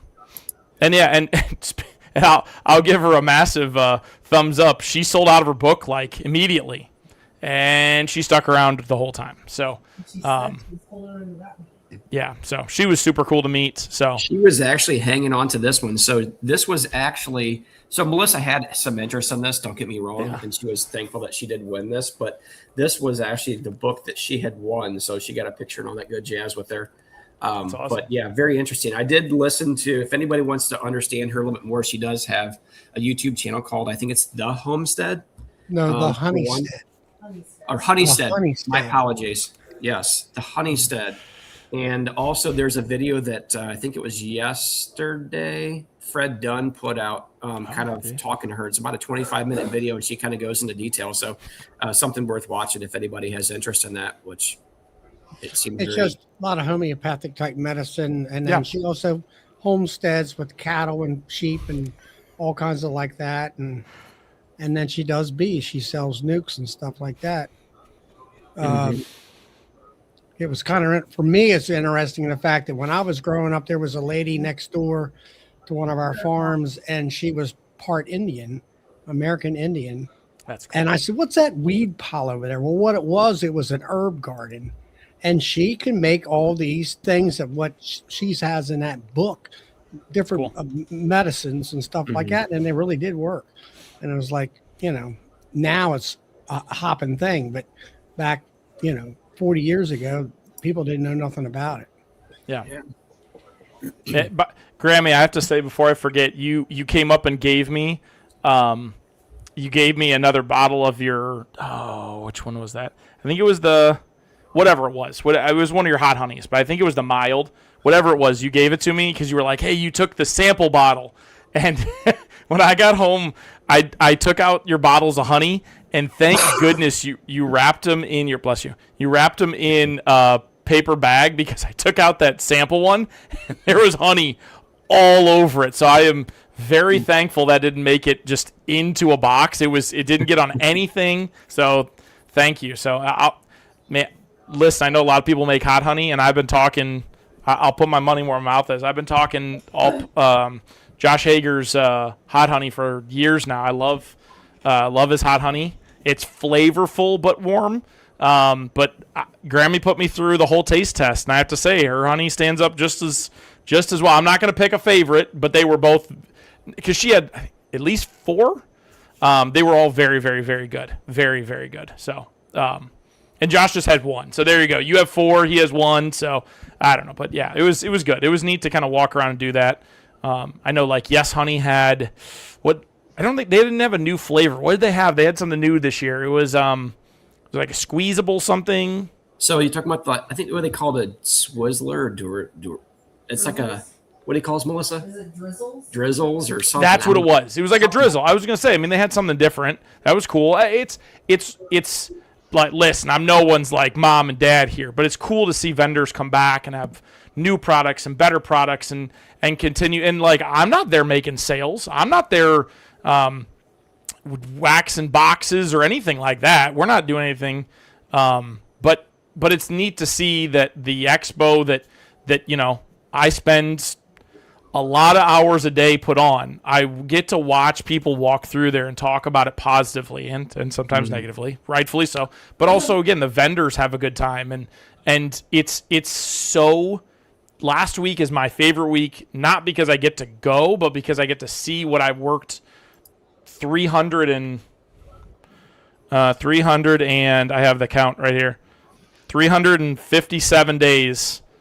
Well, this is still the same date, but I already have, you know, I sent this to Cayman. He told me to stop, but you know, I don't know if that's the exact date, but it's somewhere around there till next year, and we're already working on it. So something that was really cool. Now, this wasn't actually part of your guys' deal, Chris, but on the Beaks and Brews thing, Melissa and I went to that.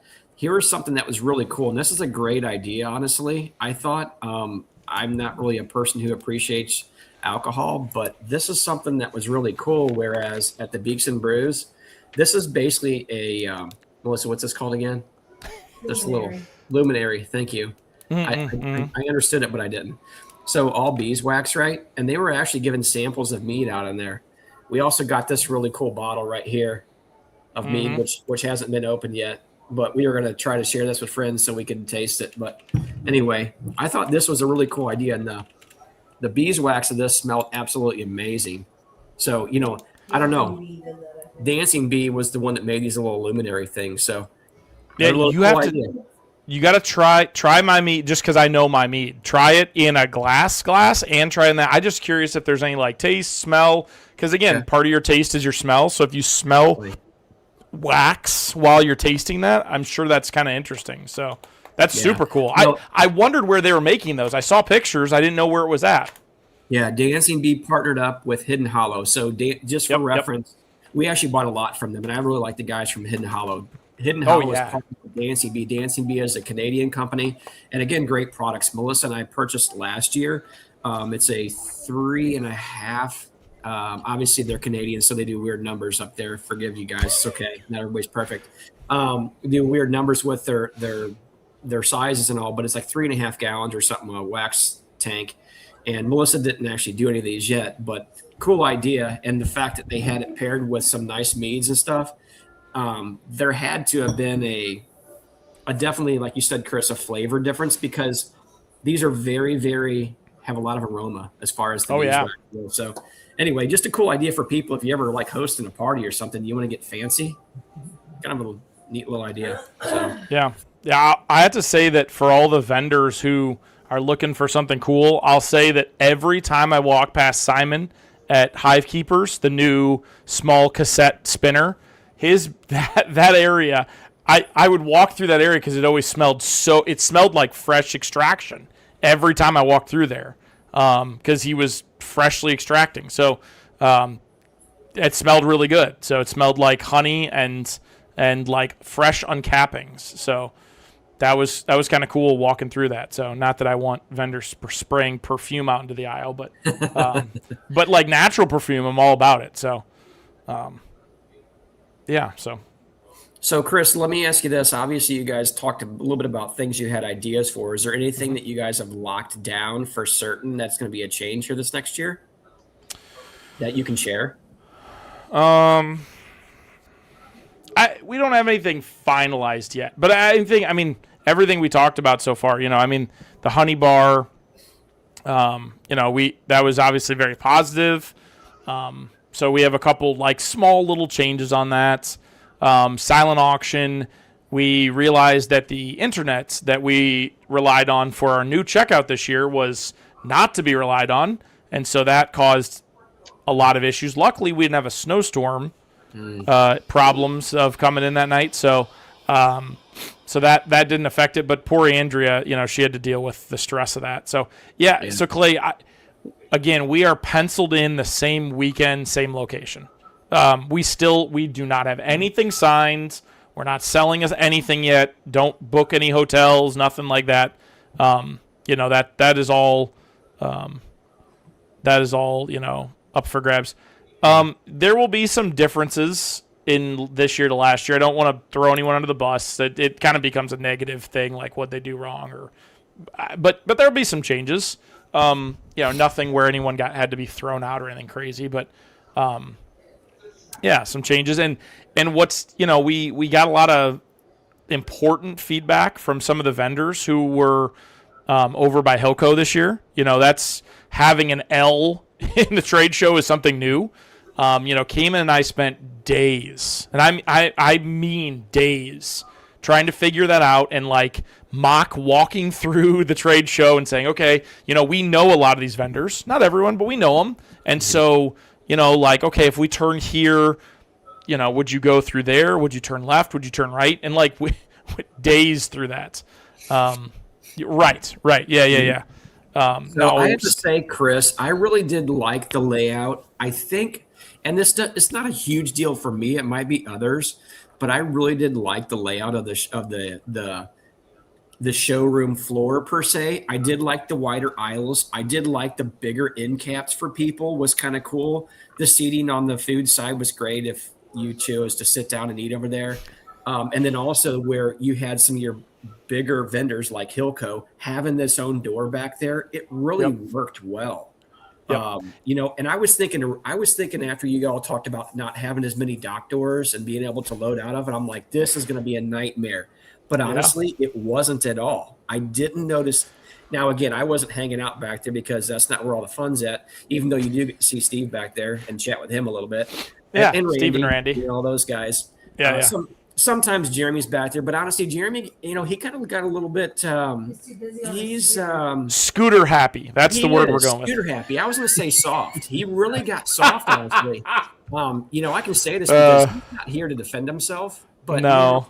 He was like a schoolgirl on I don't know. He just bounced. I'll say there. He was. I'll give him without giving too much. He had some personal stuff going on. The scooter was important for him this year. I'll just leave it at that. It was. I'm just poking at him for sure. Because I know. I got to defend him a little bit, though. Those guys were flawless. Yeah. That's why people are like, he just has to say his staff is good. No, like without those people, like kudos to Steve. Steve kept pushing me away. I was trying to be man of all things and run the vendor check-in and this and that. And Steve's like, hey, we got this.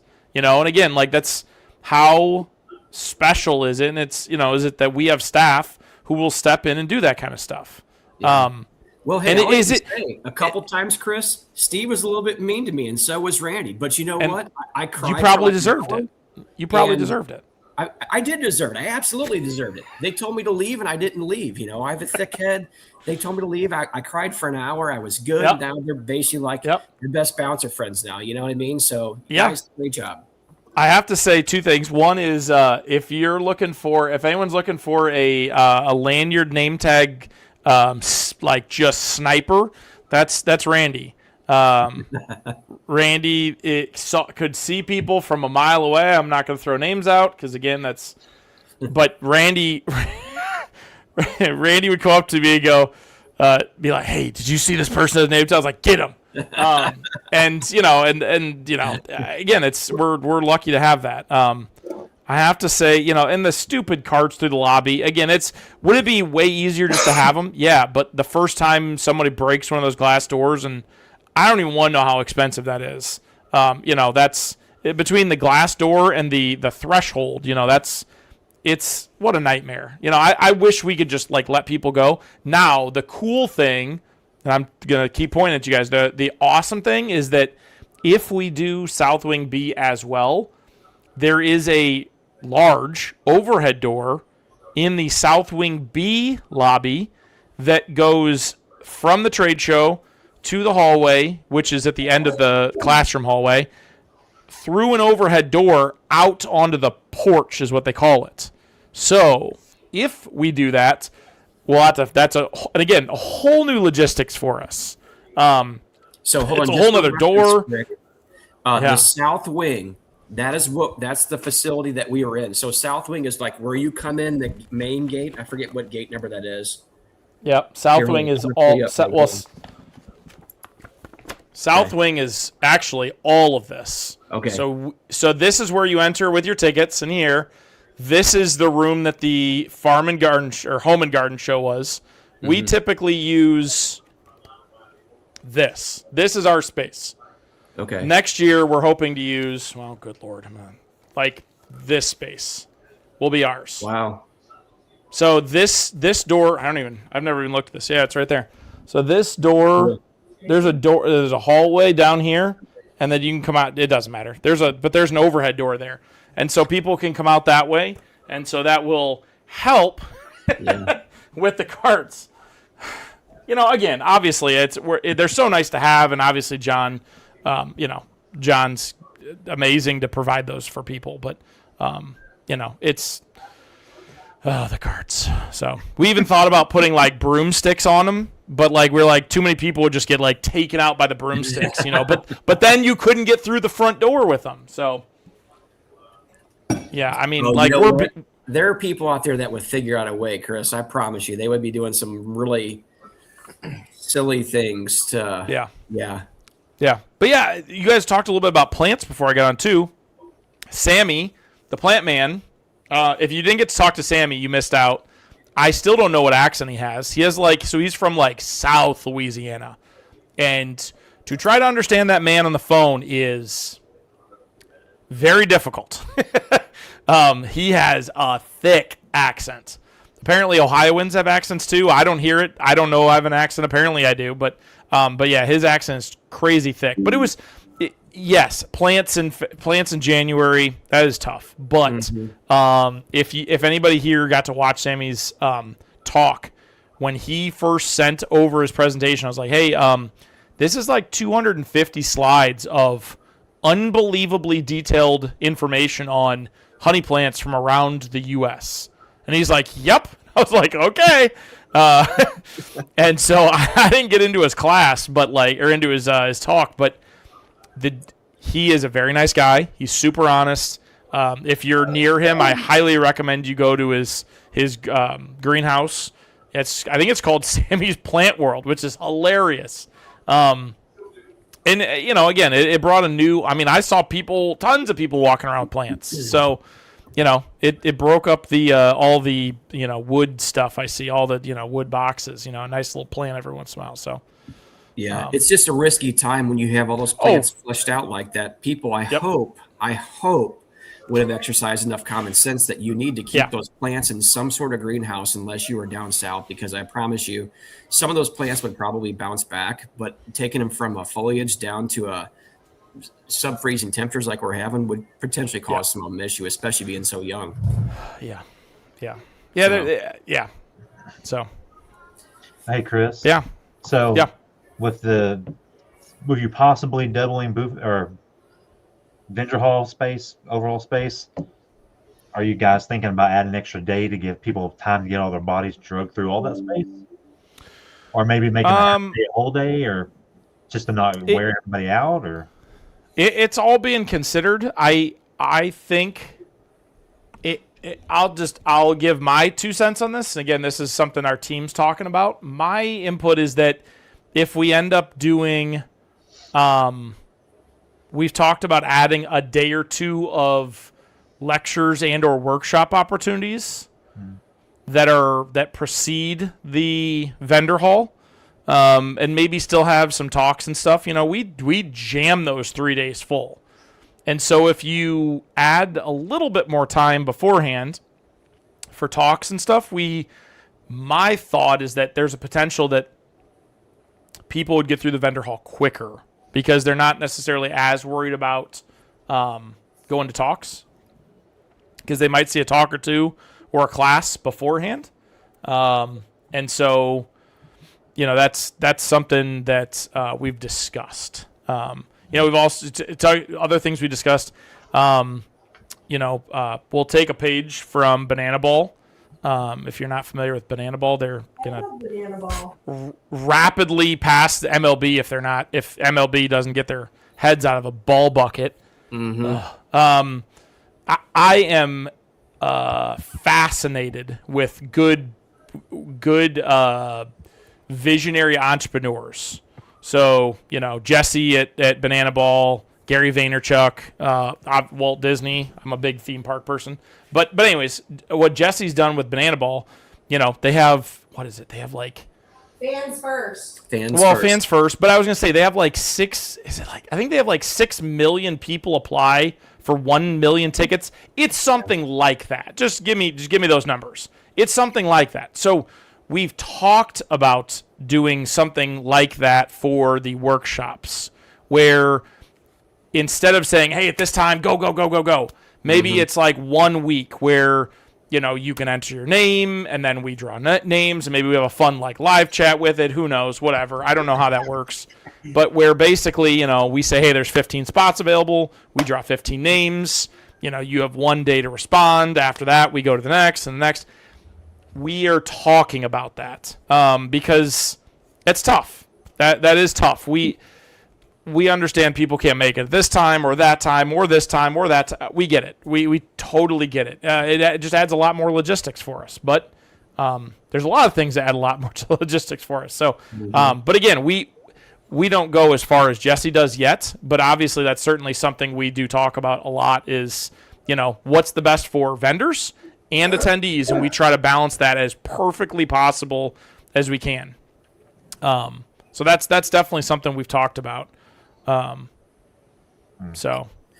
they have classroom talks. Yeah, I think regardless of how you do it, everybody's not going to get what they want, and that's just sure. It is what it is. Yep. There's a trade-off on every direction that you guys go with that, and what do you do? You know what I'm saying? Well, and part of that is everybody wants those. Well, hey, we can't go. Can you record it? You're like, well, and I'm not cheapening the workshops because they are very valuable, but a lot of the things done in the workshop are things that we not only address maybe in a talk, but also has been shown and displayed probably expertly well on YouTube.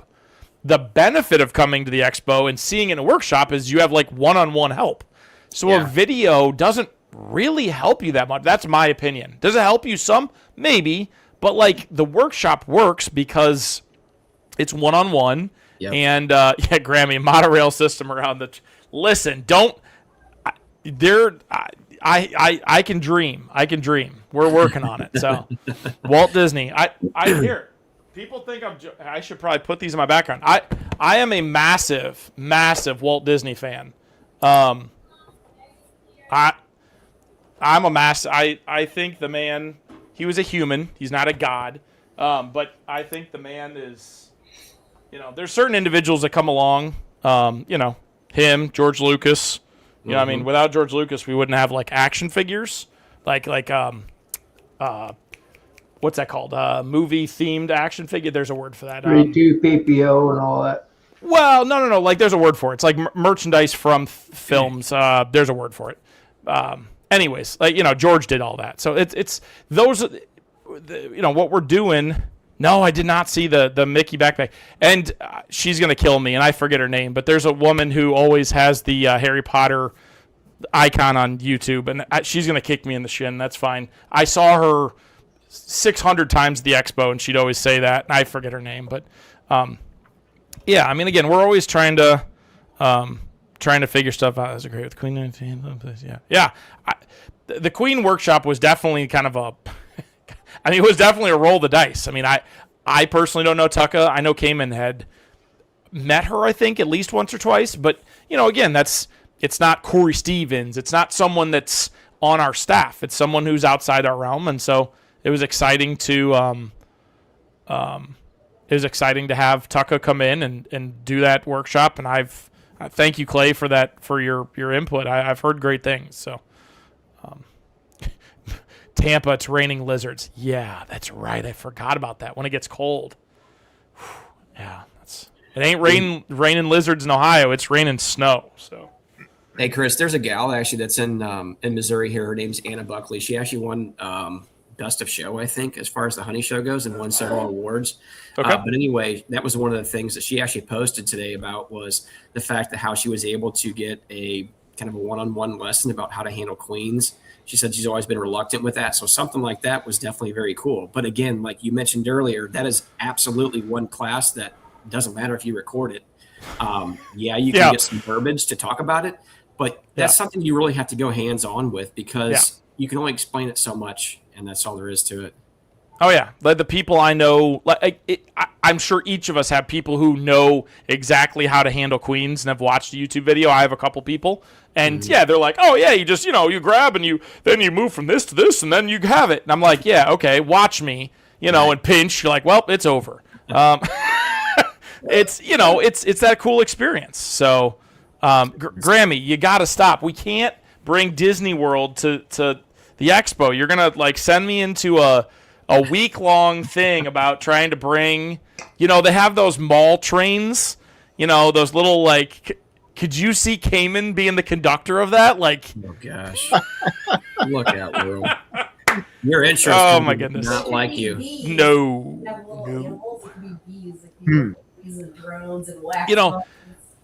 See, Melissa, you can't be talking, coolers on wheels, yeah.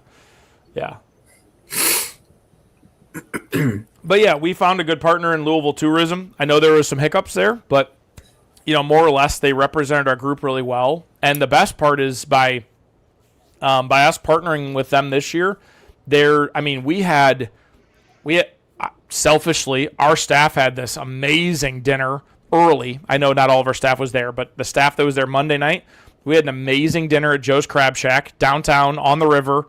I think we were Flintstone movie. I think we were one of there were maybe 10 people in the restaurant, and our group was 9. And we had this great time. Hold on, these are never before seen pictures. Oh boy, here we go. And I'll okay. So Jake Osborne was gracious enough to teach my brother how to. That's never going to focus. There we go. Maybe was gracious enough to teach my brother how to eat crab. He had never eaten crab before, and we had a heck of a time. And they gave him all bibs. My brother's was first time getting crabs. Ryan Arnold's was my crabs can beat up everybody, and then of course Jake loves to be animated. I'll throw Jake under the bus since he's not here. Jake says, "Don't touch my legs or I'll get crabby." So, we had a great time. You guys talked about a little bit about your hibachi dinner, and there's so many great places in Louisville to eat. So many great places. Whether you like pizza and you go literally down the street from the expo center. Or you like me and you like Skyline Chili. I got to have dinner with my family down there, which was super cool. There's so many cool things down there. So I understand. We hear a lot of people who want to have it more south, whatever. But what people have to realize is that, the vast majority of the population of the U.S. lives what's that stat? It's from Gatlinburg, I believe. It's like 2/3 of the population of the country lives like 8 hours or less from Gatlinburg or something. It's something outrageous. And here's a crazy, and I know we're not in Gatlinburg, but I mean we're not too far away. Gatlinburg as a national park gets this is the crazy one, is that the top 10 national parks across the country, the bottom 9 together don't add up to the number of people who come into Gatlinburg's national park every year. That's how many people are drivable into the area. And so, we'd love to go further south. We'd love to do this and that. But with what our expo is today, we really do love it there in Louisville. Again, the people that we work with really pull it together. And again, our staff is all drivable. And so, yeah, it's fantastic. So we'd love to be in Gatlinburg again, where we were before, in Sevierville, which we get it, more families could come down and everything. But, I think every year we go to Louisville, we find little new nuggets that are nice. So, if you come early to Louisville, which would be like a week before we start, but still, they have like some cavern under Louisville. It's like 10 miles or something. It's really, really long. It's all Christmas lights, and you can drive under it, drive under Louisville, and it's all Christmas lights. That's really cool. The Kentucky Kingdom, which is the amusement park owned by the same operating company as Dollywood, they right there on the fairgrounds, they have like a Christmas thing, and it goes till, again, it's like 3 days before the expo starts. So if you're there a little early and you want to do that, so there are things to do besides, stare at inner city Louisville. We get it, but the grounds and everything are very difficult to beat. So, hey, Keith or Charlie, is there any certain things that John overwhelmed by, or you thought that there was spectacular in any way? Yeah, I'm always just amazed at the event in general. I think that everybody does a great job looking after it. Hats off to you, Chris, and all the staff. It did seem like Cayman was a little calmer this year, which I think that's a good thing. Maybe he's learned to delegate a bit now that Chris is on board. Don't know, but he seemed a bit calmer. That was nice. But let's do it again. It's like that movie Gumball Rally. Have y'all ever seen that, where they race across country, and when they get to California, they turn around. It's like, well, what are we going to do now? It's like, I don't know. Let's buy some cars and go back the other way. So let's roll. But nah, I know we can't do that. But I'm looking forward to it for next year already. It's just a great event. Thank you. As far as like the size, I don't know. I thought it felt like there wasn't as many people as the year before, but then the aisles are bigger, so there's not that congestion in the aisles where you got the people at the booths, but you still got a nice clear spot to walk. Seemed like to me where Hilco was, they were kind of tucked back in the corner, and then there was a couple venues in front of them, which I looked at where their location was, like they were kind of like off the main beaten path in far as the venue people, as far as their venues and stuff. I guess what I'm saying is, you go down the hall, if you go down one way and come back the other way, you haven't missed anything. Where those other 6 different groups were kind of like tucked off to the kind of like off the beaten path, It's like I didn't see Kaylee and she's over there next to Hilco, and I actually kind of went around that area, that wing. Oh, there she is right there, type of thing. But other than that, it was all in all good. I took more classes in this year, sat down about 1 or 2 a day on a Friday and a Saturday. I know that far as topics, it's hard to try to find fresh material. A lot of it was repetitive as far as what I've seen on the internet prior to going to the show, and that kind of thing.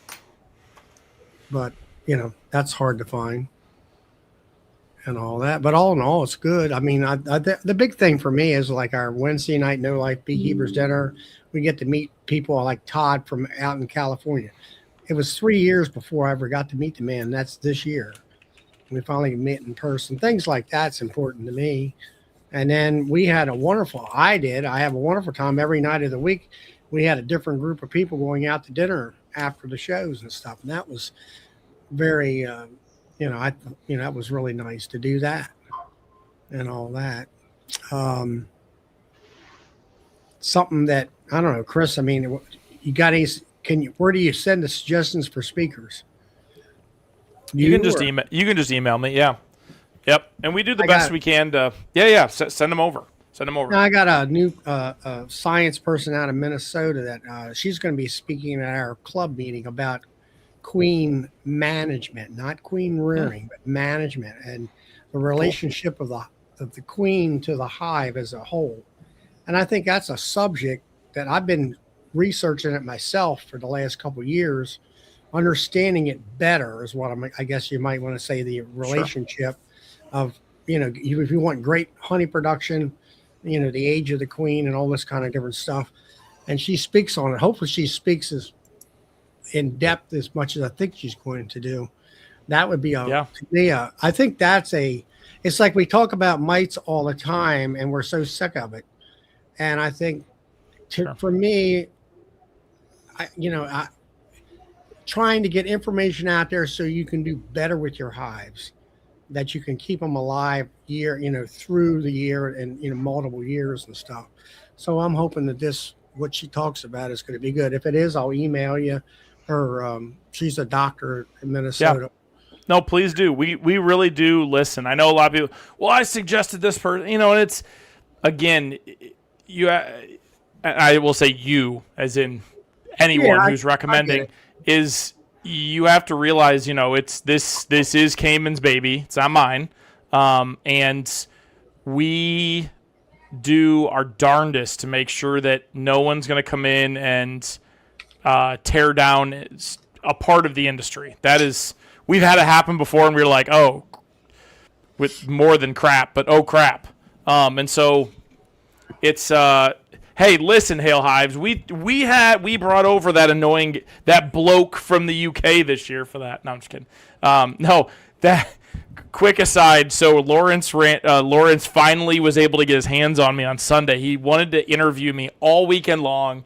And I was like, listen, come on. Like, I was signing Cayman's books and stuff. I'm like, I didn't write this book, and I'm signing his book. I guess I need my own book, How to Keep Up with Cayman Reynolds. But he finally got me on Sunday at breakfast. I was in a non-branded shirt. I had a Buckeyes cap on. I'm sure I looked like I slept like 4 hours because I did on Saturday night. God, we didn't get to bed till way too late. And I woke up early. And it would be short story long. Yes. Yeah. And so Lawrence interviewed me for my post-conference in completely unbranded stuff. So I'm sure when that comes out, that'll be funny. By the way, I watched Fred, one of Fred Dunn's videos, because Fred apparently doesn't have anything to do and he's pumping out all these awesome videos. I don't know if every single one has the same intro, but I didn't know that I was going to be in the intro, because he was like, hey, just walk by the background. And I walked by like a smartass, and I was like, oh, look up there. And then I watched the first video, and I was like, oh, great.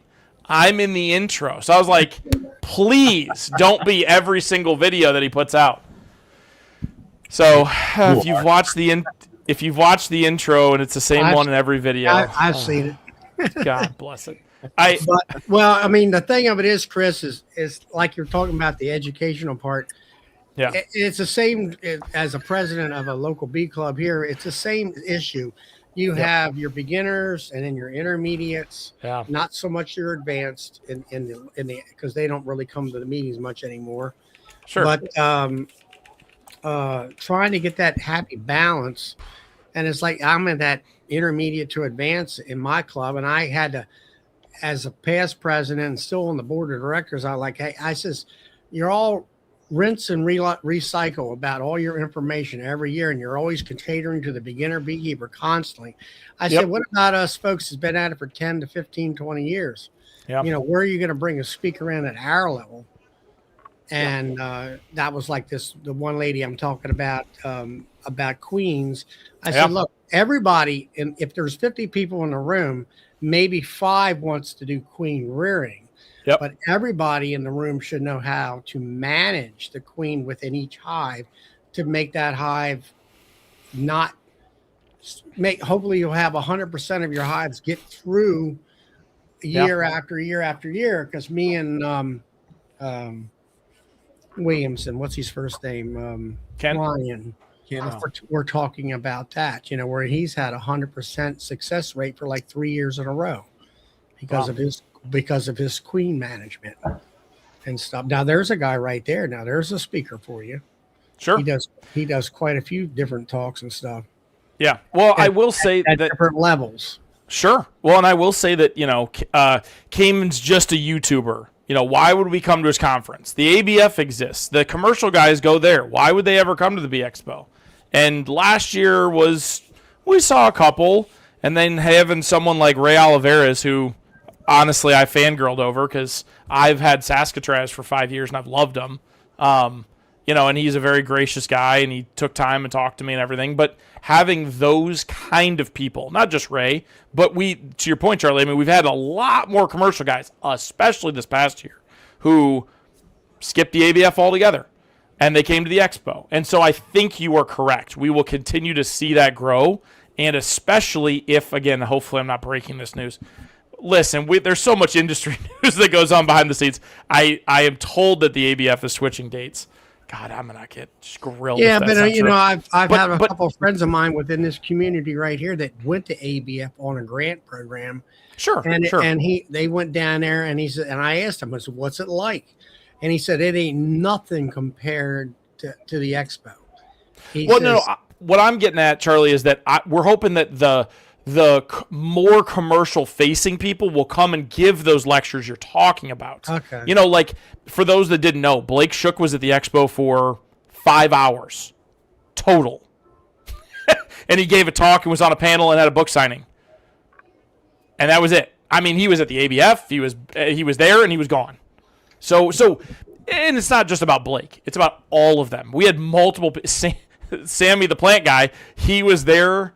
Like Tuesday, Wednesday, he drove back to Mobile for ABF. He drove to Mobile, back to Mobile. Then he drove back to the dude's crazy. Back to the Expo. And he brought more plants. We couldn't bring in any. I think he gave away like 500 plus plants. We couldn't pack any more into that room. And Sammy was at the ABF. So having it different weekends, that will help. Again, Charlie in his little lounge that he had with people sleeping, that helps. All of that to say, and especially again, if we go to a couple extra days, we've even had a lot of people reach out and say, hey, we have money to throw around. We would like a more VIP type of thing where we can have a couple smaller sessions and we pay more money, and not to interrupt what everyone else is doing, but we'd love for you to cater us some special stuff on top of it. So again, that's, and again, that's what Cayman and I's conversation was like, okay, if that was even something you entertain, because we sat next to an amazing, and I never got her name. It was a woman who owns like a horse ranch. And I was like, well, okay, if you successfully run a horse ranch, you have a couple dollars to rub together. Or it's and so, money. Well, yeah. But I told Cayman, I said, if we would ever entertain some type of a VIP pass or something more, it could never interrupt anyone else's experience. It would have to be totally above and beyond, extra, and no one else would really see that impact. And I was like, okay, well, that's a whole separate thing by itself. And so, that's something we're, again, considering. And again, maybe that's part of the day or two before the expo. So, because the neat part is that the vendors like Michael, we cage them into the expo center, into the vendor hall, and then the rest of the expo can run, the rest of the classrooms and everything can run as is. We don't need to open up the vendor hall. Again, as Steve pointed out, he forced me to leave my post in the back because he's beyond capable of running that, and he did awesome this year. They can do the setup while we have classes and lectures and everything else going on out in the rest of the hall. So all things that we're considering, obviously money definitely doesn't grow on trees. All of that costs extra money. So yeah, it's all because people are interested and people want to learn and people, again, I still stand by, 2 years ago, Tropal ALAPS wasn't anything that normal people talked about. And now it's like, hey, it's a real thing. And whether you want to believe in the boogeyman or not, you could ask Maggie Gill, who is at the expo, who will talk to you about how in certain areas of the country, it will just kill all the bees, in a handful of weeks. Because right now we don't have a great solution. Formic works great, and I don't, she talked at length about it. She and Jeff Pettis, Dr. Jeff Pettis did. But that's a pest that we know about. The yellow-legged hornet. That's something that I haven't had up here in Ohio. But just for giggles this year, at every yard, I'm going to put a yellow-legged hornet trap out, and pray and hope that I don't get anything real in it. Just because, again, is it North Carolina or South Carolina? Is it South, right? South Carolina. It moved from the south part of the state to the north part of the state, probably on a truck. Ta-da! And if it moves that easy, what's to say a truck doesn't drive to Ohio, Michigan, Indiana, anywhere? So, or on a plane or a UPS package. So God knows they're not reliable. So. Yeah, they just fall out of the sky. Guys, I'm going to have to run. Chris, appreciate everything you did, man. Loved it. Thank you for coming to next year. So thank you. Thanks, rest Keith. of Good y'all. having you. I'll see y'all later. All right, Cheers. Stay warm. We'll do. Well, hey, I'm fixing to close it down here in about 5 minutes. Charlie, Michael, JW, you guys got any last thoughts about anything? Things you guys want to point out or talk about? Well, just incidentally, I'll talk about the best thing I had. I'm not a big people person or crowd person particularly. So I spent a lot of time back talking with Steve and Randy on occasion and stepped outside. And I met a young gentleman outside, was out there vaping. Met him 2 different times. We got to talking and we ended up talking bees, and I found out he had a plethora of bee knowledge. And got to talking with him, and after we talked, probably for a total of an hour and a half, maybe 2 hours, I said, "Oh, by the way, what's your name?" And he says, "Well, you don't know me, but you may know my dad, Randy Oliver." And he's one of Randy's sons, and we got discussing what goes on the bee yard, and I found that to be the most interesting conversation. And a young man that was quite knowledgeable with reference to the bee world. So I found that it's just something that you run onto that sounds a lot of interesting to me. Yeah. I picked up quite a bit of information from a kid that I thought was a hippie when he walked out there and was a vaping and long haired. Come find out he's Randy Oliver, one of his sons, and they're the ones that actually, work the bees and maintain the bee yards. So, Yeah, I think they're the ones that probably run a lot of those. we had a very interesting discussion, and it was quite interesting to me. And that's the only comment I've got. You say, well, what's the highlight of your trip? Well, my highlight didn't even take place inside the vendor area or that any of the speakers. My highlight was talking to that young man outside sitting on the tailgate of my truck. I was back there loading when he came out the first time. So I found it quite interesting, the information I got from him. I think I don't know if he works for Ray Oliveras, but I think he works with With them him, with the yeah, Golden West with that line. I talked about Ray's it's kind of a combination. I'd call it a kind of a combination fondant pollen patty that Ray actually brought a box of at home. Talked to him about it, Yeah, they had in their booth. what they was putting in there, and I actually bought it. We got to talk about it. We got to talk about making fondant. He asked me how I done it. I asked him how he was making it. He got to talk about the stuff that Ray had there. I bought a box of it off of Ray. I don't know, £5 for $30 or something. It wasn't really expensive, and I've got it here at the house. I'm going to experiment with it. Yeah.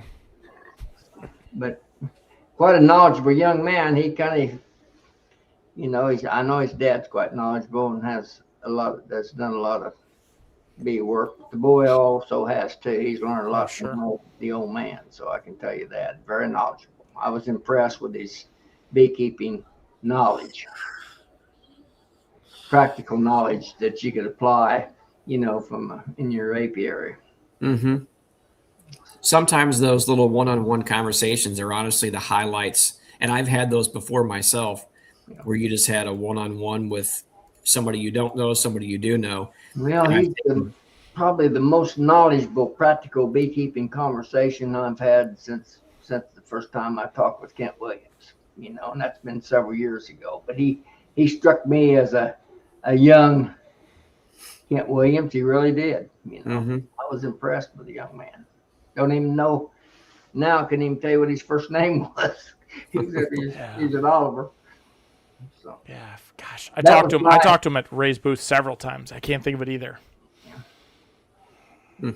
But that's the best. Was my highlight of this whole show, believe it or not. So That's good. Charlie, what about you? California beekeeper. Got a lot of knowledge from him. His name is Todd Prater. Oh, I know you're lying. You're blowing smoke at him at this point. No. It was fun to catch up, though, nonetheless. We had a good time. I sure had a lot of fun aggravating him anyway. Well, it was a pretty good give and take. He liked to dish it out, too. We had a good time. That was pretty fun watching you two go back and forth, honestly. Just, I don't know. A couple old girls just griping at each other a little bit,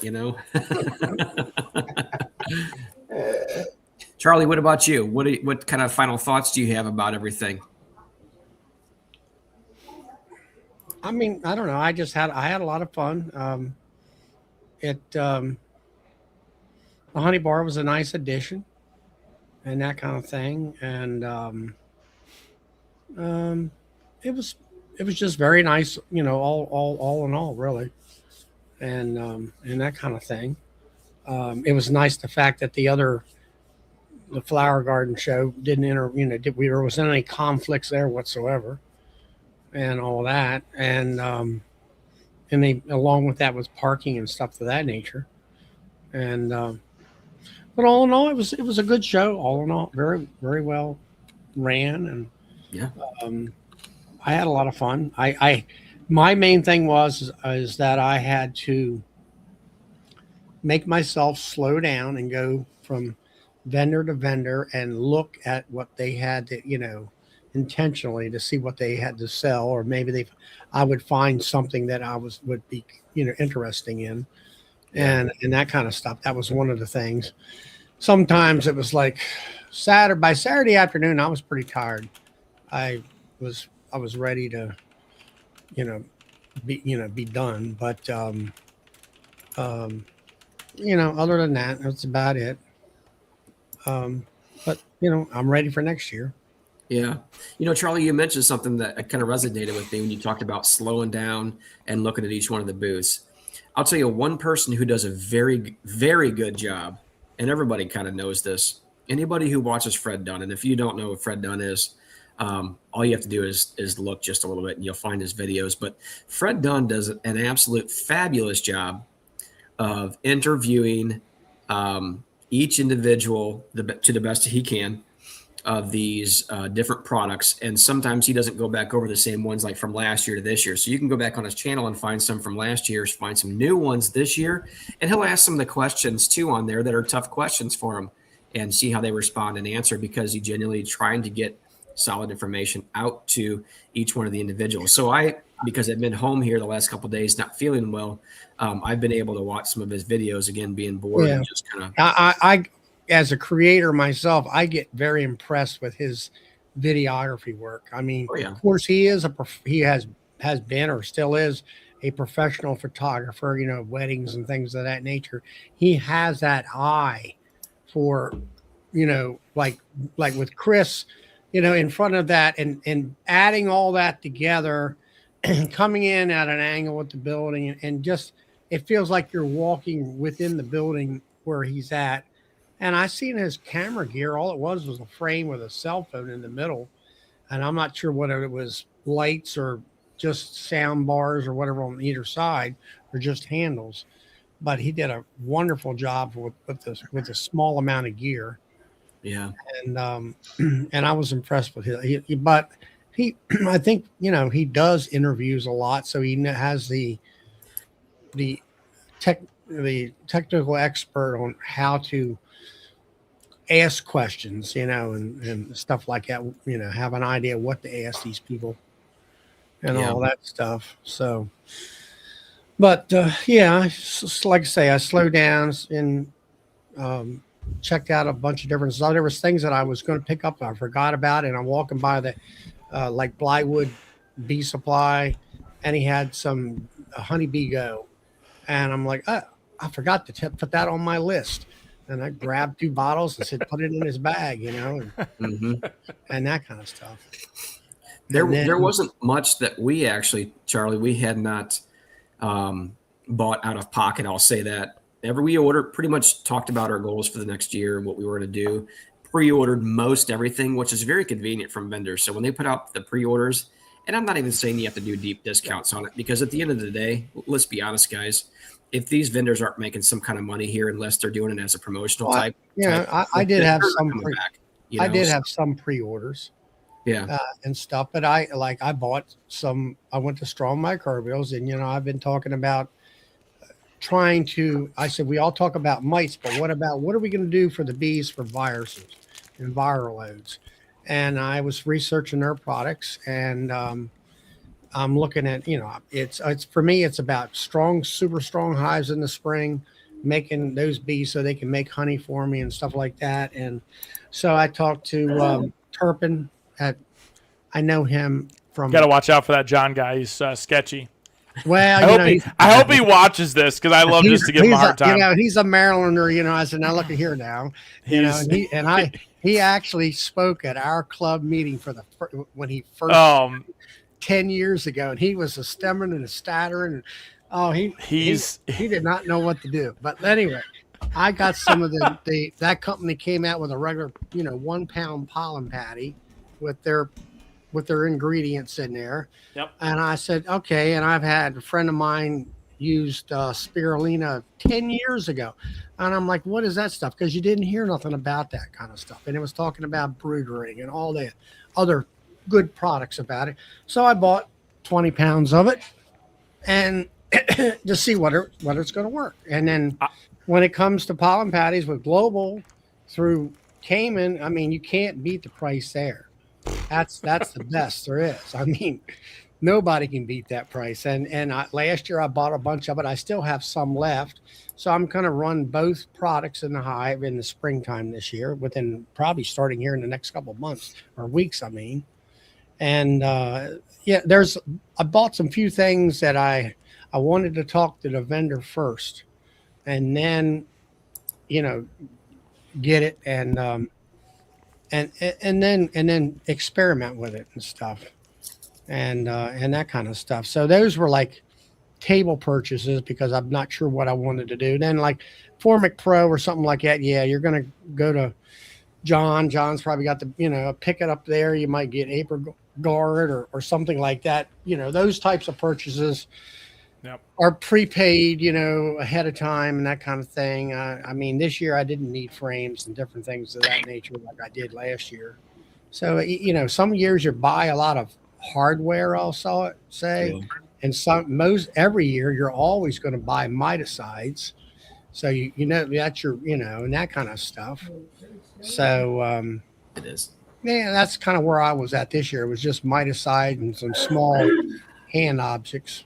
Stuff Yeah. like you get there early enough to get a closed up sparking spot to the front door so you can walk out and dump it in the car. But Charlie, another kind of gold nugget that Chris had mentioned that we learned last year was, you can park in the front and then go out there, grab your car, drive around back and load up, and then you drive back around. That's useless. If you can find a spot back there, drive back there and park, for crying out loud. Now, people learned that very quickly this year.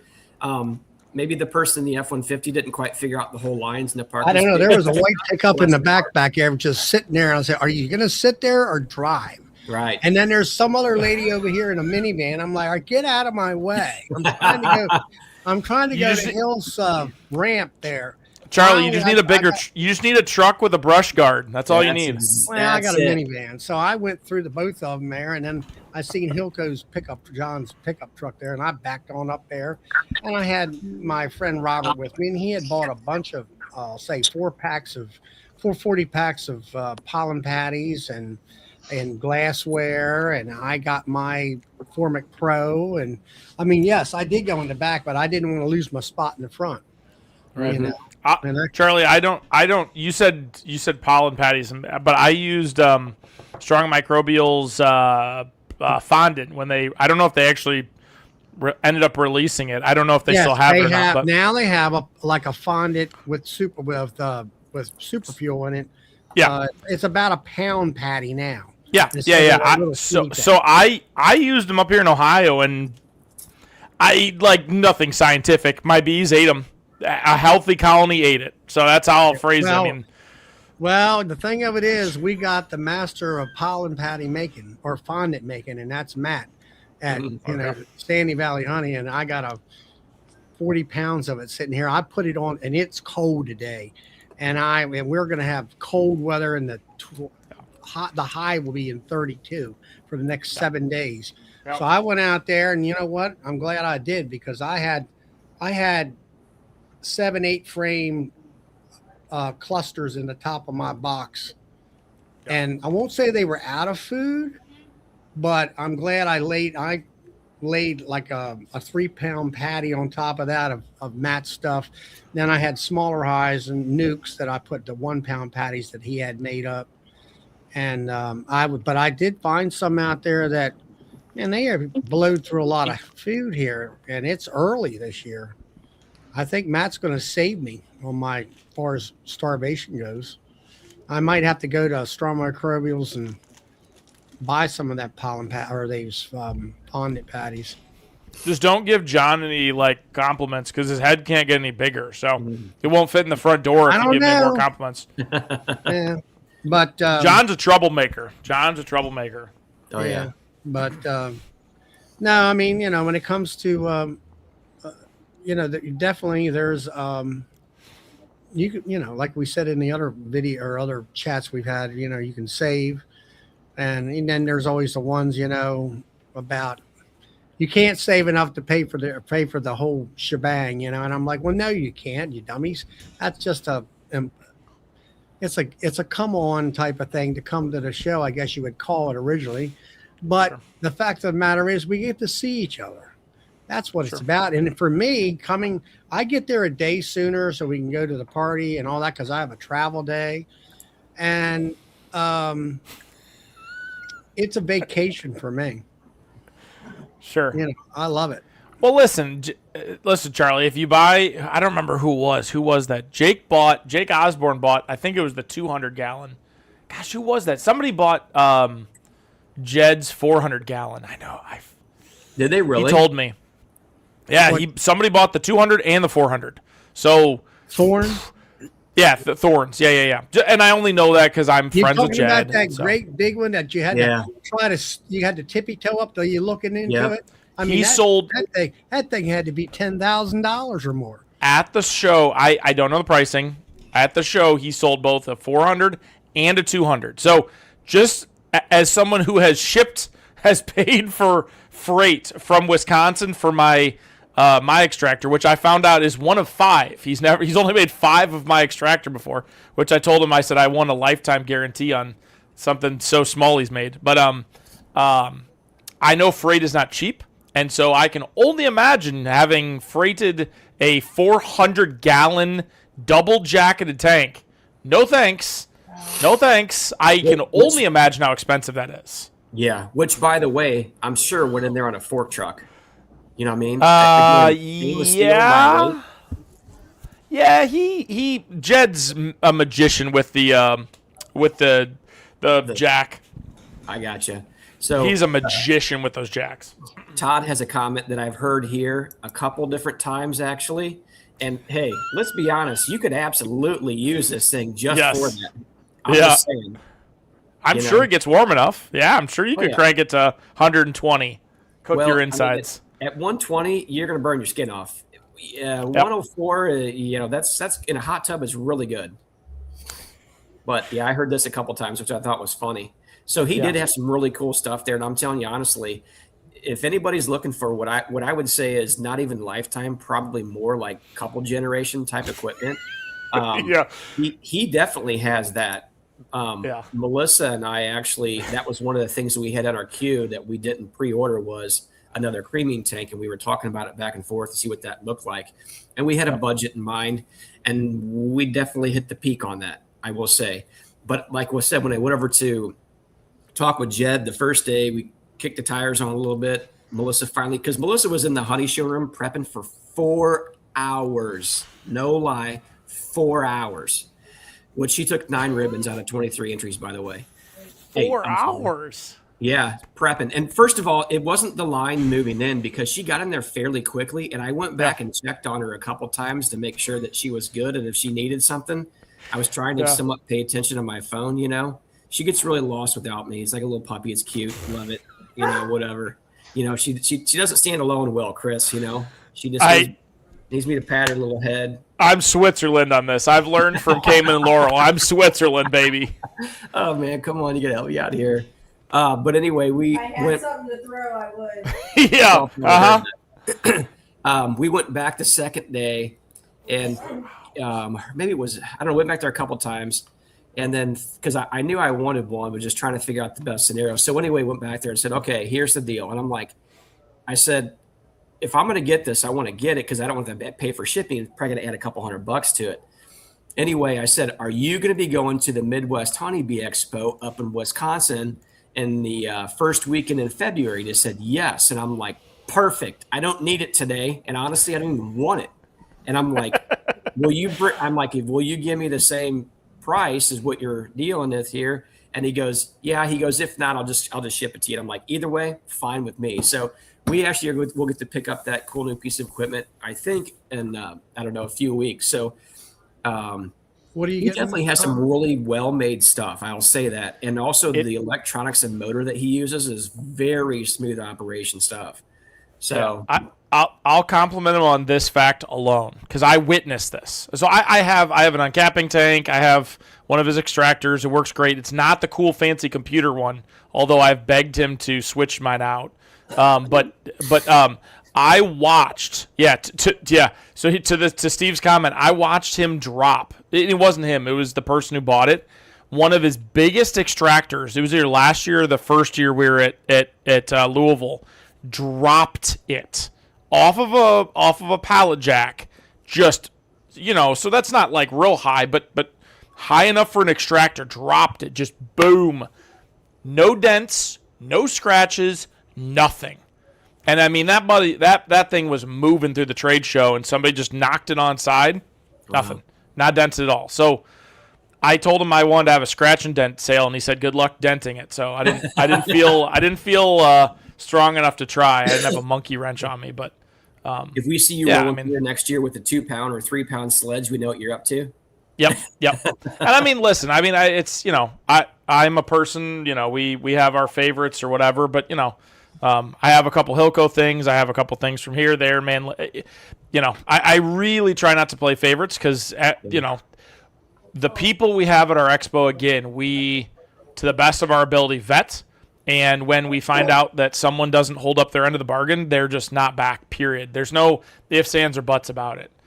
People who don't uphold customer service, like even like reasonable customer service, they're never invited back. And we've had a couple of them, and I won't name names because that's stupid. Yeah. But you know, all of our vendors should really relish in the fact that we think that they're some of the leaders in what they are doing in the industry. Certainly some people bring.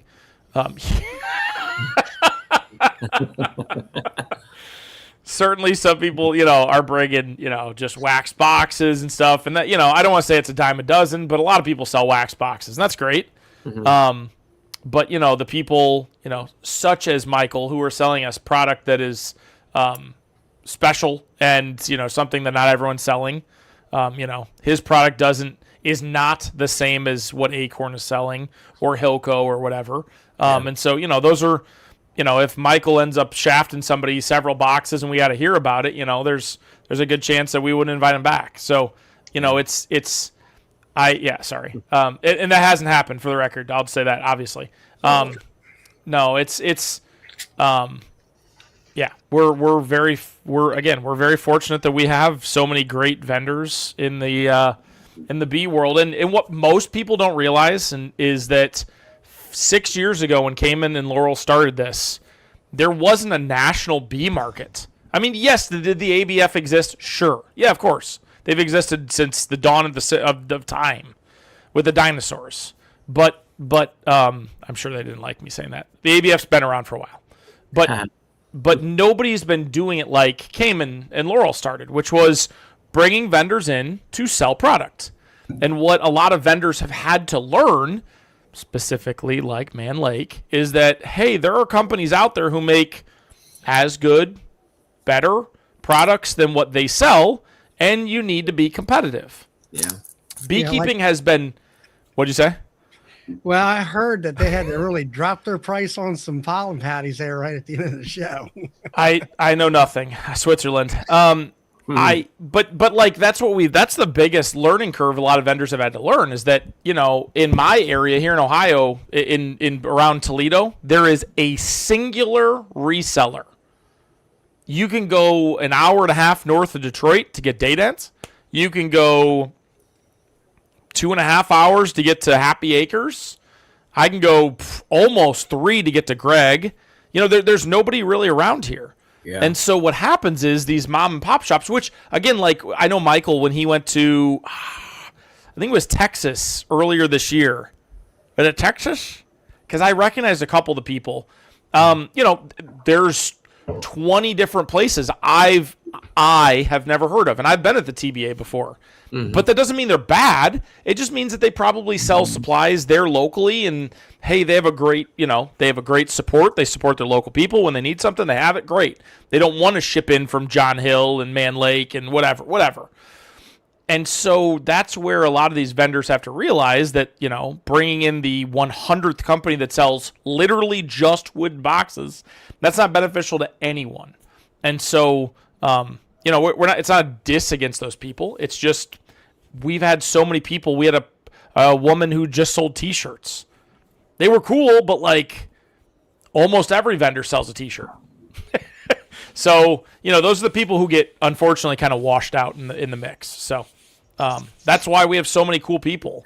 Artists. Well, I would say the biggest thing that, as far as marketing goes, is that compared to ABF and the honey packers and all that kind of stuff, is YouTube. YouTube was relatively new when Cayman started, and they utilized that to get the word out. And all these old school supply houses didn't have a clue about it. Yeah. Well, Charlie, and here's one example for you, and I will not say the company name because I'm really throwing them under the bus. But I can appreciate it. Is we said, hey, we think you should come. Like it was a personal invitation, and their comment back was, no, we don't want more business. It's a good problem to have. And Yeah. So I mean, so again, it's to each their own, and I won't.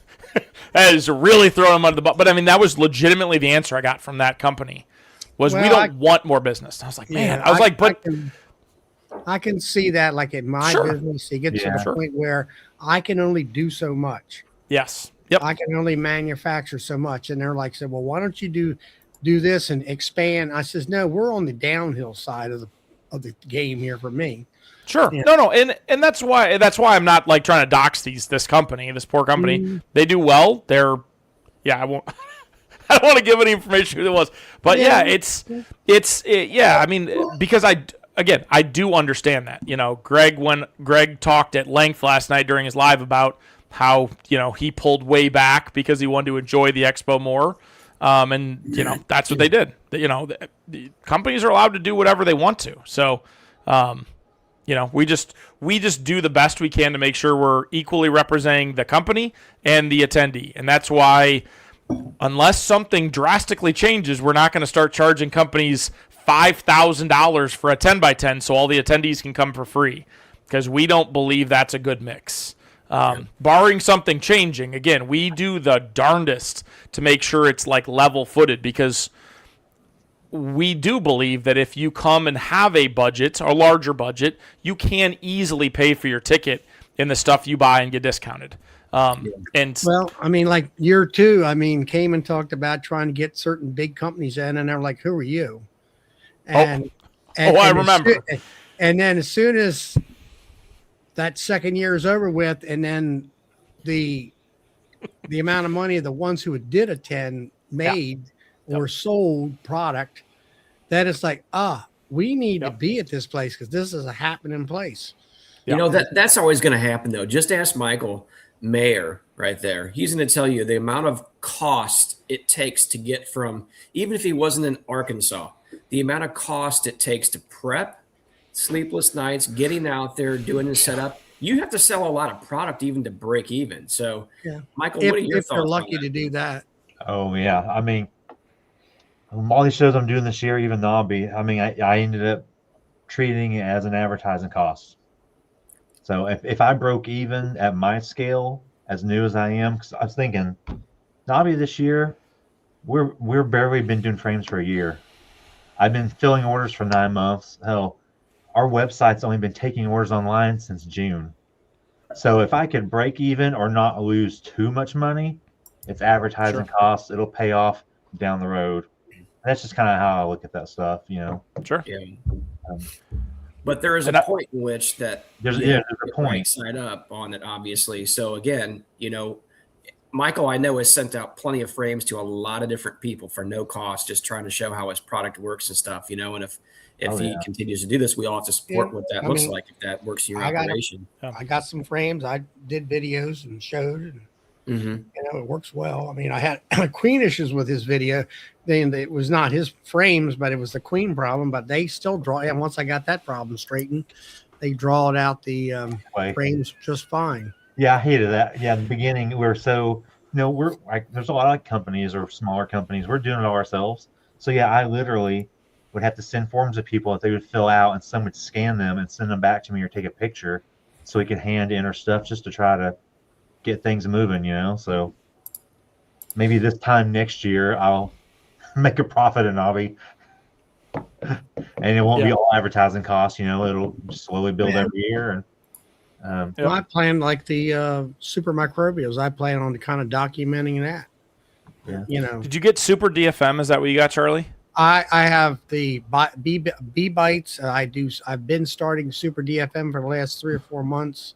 Okay. I don't think you're going to see anything visually with the super DFM that I know of. I mean, I haven't used it long enough. Sure. I'm looking at the bee bites, which is their pollen patty. I'm hoping that's going to generate a lot of brood production and make the bees healthier, and also the super DFM to make them bees healthier. I've watched the video with Bob Benny with the PhD guy down in Georgia about how it helps the gut of the bee, help them fight bacteria, or not bacteria, but viral loads within the bee and stuff like that. And I mean, that's why I started, using the powder, not so much what Bob's, doing, and Sure. So I think had the asked him proper- early on, and he said that, the jury is still out at that time, Yeah. But he I think seems the to be proper way to really figure out if this stuff is actually working for you is honestly you need to have some sort of a simple study. You need a control group, which you don't give anything to, and if there's a couple products you want to check out, they need to be somewhat similar or same for same hives, where you don't have queen issues in one where it's kind of lopsided. And there's so many variables. The one thing I'm going to do is I'm going to and do I got side by my side global- comparisons with this stuff. You can probably figure out if that's working for you in your operation. Yeah. There's one guy that I seen talk about this from a veterinary standpoint. It happened to be this last, I can't remember, Michael, was that August or September that we were in Georgia for the Georgia State Conference? That was the one Bob Benny, I think, filmed. It absolutely is. So that And was I one that and I wanted to watched get him into. twice. I went through that video twice, Yeah. and So, that's he's what one sold me person. on some of this stuff. Yes, he's one person, and he didn't talk about any products whatsoever. And I knew the question was going to be asked because people don't want to know studies on stuff. They just want to know, hey, did it work? And also, you know what I'm saying? They just want to be told what to do, basically, is the short answer to that. So But that's so and that that's was so asked. tough. Yeah, it's so tough. Your environment's different than mine. I mean, It is. where I bought my Oliveira's bees, which is like almost near Cleveland for me. They swear by Super DFM. They're like, you sprinkle it on there, and I was like, so I bought a bag and then forgot to use it for 3 years, and I'm sure it's not good anymore. Maybe it is. I probably I dare call John. So, Chris, but- what did those people say about? Did they tell you any? It controlled viruses. It controlled viruses. It controlled virus. Nothing about mites, just other viruses. But Yeah. Yeah. Or But if you got healthy bees, you've got strong bees, which in turn maybe gives you more honey, and you're sure. my personal problem I have right now is I got 18 production hives, and I'm like, can I just keep these 18 up and running at full speed, and they're all kind of even, instead of putting out spot fires? This one's got a queen issue, and this one here isn't doing so great, and all this other crap. And I'm like, okay, last 2 years I've been studying the queens and watching what they're doing, and I've been asking people in Canada and in here on my chat, through the weeks, and they're kind of guiding me through. And then Maryland had a PhD lady out of Texas a year or so ago, and she came out, and I didn't hear because I was half asleep from my Friday night show. It was on Saturday morning. So I reviewed it anyway. What it amounted to was this. She said that queens lose after the second year, they drop 40% on their egg laying power. Well, that's huge. And I said, if I'm doing the Demery, which I do it a little bit different than what's his name in England there, Lawrence. Lawrence, I think I probably have a reduction in laying power by 50 to 60% because I push that queen and I burn her out within the first year. I really do, Yeah. It's just like pushing cattle, milk cows. You push them hard enough, they might last 3 years for milk production, and after that, they're done. And that's some of the things that I'm looking at, and that's like the lady I was telling you about at Minnesota. She talks about that stuff, so I'm really interested in listening to her. Yeah. Send me your info. I'd love to check her out with it. We have a lot of speakers. Not enough spots. We do have quite a list of people that we are like watching, and some people just their videos aren't great on YouTube, so it's not like we can't see them speak. So as Cayman is doing the world tour, we're trying to watch.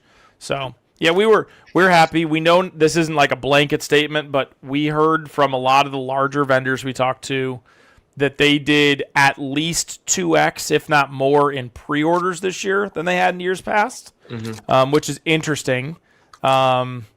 And then I'll just say one of those was Bob Benny, which my joke is that he had never used a computer in his operation before that. Don't tell Bob I said that. But no, I mean, Jesse's been doing great things down there for him. But I also heard a lot of people saying that they did, a lot of vendors did what they did last year, by the end of Friday, beginning of Saturday already. So, I'm not going to claim I did that or came and did that. You know, I don't know. Is it a sign of the economy? Do you want to start politic talking? I don't know, whatever. But, you know, it's a positive either way. So, and of course that doesn't fit everyone. We understand that. But I was happy that the people I spoke to were on that trajectory in general. Like that was the general kind of sentiment of the expo. Wasn't like, hey, everyone was down 50%. You know, that going up is great. Again, that won't happen to everybody, but the major line through the data was up. So it's all we can hope for. Yeah. Hey, Michael, there's a question here for you. You want to take this? Oh yeah, I just replied. But yeah, TC, I'd say, you know, at best I broke even, but it's because of my size and scale, and I didn't really know what to take. So if I would have taken less, you know, numbers would have been better because I paid for shipping and stuff that I didn't know, you know, how much to send. So I played on the safe side. That's kind of, you know, my fault, just guessing. So, but yeah, like I say, it's an investment in getting eyeballs on new products, getting them to try it out. You know, it'll definitely pay for itself. It's definitely worth the time, the trip, the effort. You know, you can't quantify everything by sales, like right there. I mean, you're putting in the work and it builds, and you know, it'll pay off. It's just how all those things are. It just takes time. So, Michael, I'm looking to close this thing out because I'm ready for bed. So, final thoughts from your end on this? I mean, just from everything, the last few weeks in the show and everything, I'm happy to see that I got the chance to see everybody from the chats in person. Mm-hmm. You know, just barely been doing this a year and see all these names, and it's nice to put, you know, faces to names and go to the party and meet everybody. And sure, we'll be meeting more. Maybe we'll get some more of the people that hang out in the background here to come forward and say a word or two so we can get to know all those guys too. And you know, just hoping to work on things and you know, That was one of the things that I found myself, that the vendors actually knew me when I would walk up to them. Yeah, there's a lot of them that like will say things to me, mention things they saw in chats that you never see in the chats. You start realizing how many of them, the vendors or people that salespeople work for them, are in the chats too. So there's a lot of them in here working around, just being quiet. So well, and here's another thing here's another thing I want to tell Michael personally is every time that I've asked Michael for something, you know, whether it be Highest for Heroes raffle or if he's interested in doing this or, you know, donating here, he's never said no. So again, I'll mention this, somebody who shows up all the time, you know, at least check out his product. He really is put forth a lot of effort, energy. And I think that what he's got going on here is a great product. It really is. I didn't see anything that he's thought through everything that I could actually imagine on this. Yeah. So, you know, he showed up for us. I would, you know, think that people would, again, show back up for him and support what he's got going on for that too. So again, from the bottom of our heart, Michael, thank you very much for helping out with all these, you know, donations and stuff. It really means a lot. I don't look past that. I'll say that. So.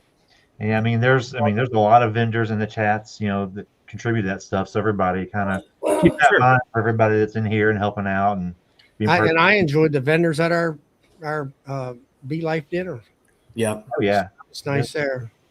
Absolutely. All of them. John with JL Apries donated several things. Michael with 21st Be Here donated not just one. He brought 30 pack of frames and a dog bed. I mean, that's several $100s worth of product right there. Apame brought in their and forgive me if I'm going to miss anybody because there was a lot of great ones. I need to put a post out about it specifically. Bill brought it in NAHB. Shannon do a B Supply. Bill, who's on Monday nights, he showed up with great products. Matt and Elisa with their fondant. Again, not to mention BRB Feeders, who's does the bucket feeders and also the glass pieces that go into your hive. It's a little feeder adapter. They showed up and donated a few products. Again, Matthew Doucette with Comfort Pro Suits. He's the one that helped us to acquire the location for that night. And then Ricky Rorick with Bee Connection, who's normally on Thursday nights. Those guys, again, just really pulled through. So, you know, we were happy to help facilitate things here, but honestly, it was really the community that really poured into that. And that's how the whole thing was possible. So, you know, I don't know. I just think it was amazing. Great. Awesome. Hey, Joey, I know you bounced in here late, but give me some final thoughts and what your thoughts are for the weekend. For the NAHBE, I'm sorry, Expo. Yeah, that's right. Well, you was talking about the dinner there, the No Life, Be Life dinner. It blew me away to see what a load Matt had in his truck. Yeah. The fun that he gave to people. He had 1,500 pounds he that- brought to that. You just do that math in your head, what you pay for funding, and that man made all that and brought it and give it to people. Yeah. And I used it today for the first time, and I wish I'd have bought another 100 pounds. Yeah. Mike got his cut up and made patties out of it today. He didn't remember exactly how many he made, but I was gonna do mine today and run out of time, but cut it up and divide it up in like 1 pound bags and distribute it out to the bee yard, but maybe tomorrow. But I enjoyed the expo. I really did. I really didn't know if I was going this year, and the closer it got to it and all of y'all talking about it, I decided to go. And I didn't go to the first talk. I figured I'd watch all that on video, and I never made it to every booth. I would keep trying to start over and go through and see who I missed, and I'd run into somebody and we'd take off to another direction. Then I'd come back to close to that area 4 hours later and try to go through again, and there's still booths that I didn't make it to. How many booths Yep. were there? Last minute, I went to Guardian, and I wanted to get me another pair of those the short gloves, Mm-hmm. and I got them, but I didn't get to see Terry. So I wanted to see him, talk to him, and tell him how much I appreciated what he did. But I heard y'all on the way home. I heard y'all talking about the equipment, extractors, and all the equipment. I looked at a lot of it, and I'm gonna be truthful with you. What I did look at in anything stainless steel, I didn't see anything that I wouldn't buy if I were looking. And so that's just what I got to say about that. I mean, I looked at all of it, and all of it looked good. I didn't see anything that said, nah, I wouldn't put my money on that one. Every one of them looked good. Where it was creamers, extractors, bottling tanks, they all look good. Well, and I think that goes to show that, like Chris said earlier, them, kind of somewhat monitoring the vendors that get to come in there and don't get to come in there. There's a lot of that goes on. Again, that's stuff that you won't see that requires time, to be had on that. So again, so many details of what this last week and weekend had to be planned well in a year in advance. So Chris, my hat is off to you, Cayman, Laurel, and the rest of the staff, not to mention Steve Amos. Been in the chat the entire night. I think Randy Tarhill bounced out, Jeremy Lindsay, and I know there's far more people that are there. Please forgive me that I'm not going to mention everybody, but yeah, that made this whole weekend come together. So if you like what they've done, support it. If you don't, then so be it, I guess. But I just want to close this out and say I really appreciate everybody jumping on tonight. Like I said, we were just filling in for Ricky here. And I believe next week he will also be in Mexico. Shame on him. But so I don't know what that looks like. We'll have something. So I don't know what that's going to be just yet. I haven't planned that far ahead, honestly. But thanks everybody for joining in tonight. Appreciate Chris, Charlie, Michael, JW, Joey, and then also oh gosh, who else was in there that had to bounce out? There was somebody else that we had missed out on. I'm having a short-term memory loss thing here. Keith, thank you. Keith Spellman. Oh my gosh, can't believe it. He always joins us. I'm so here. anyway, appreciate all you guys. Thanks for hanging out with us. And whoops, hold on. Melissa, how do I close this thing? End stream. Hey, you guys knew that was going to happen. I mean, I could run my mouth, but some of this tech stuff, it gets beyond me. You know what I mean? I don't really want to know how it works anyway. Did you figure it out? No, Upper right hand corner, hit it where Right it here? says Oh my goodness. Yep, that's it. I didn't See know you if guys. that was right. Night. Take it easy. Did it again. I just did.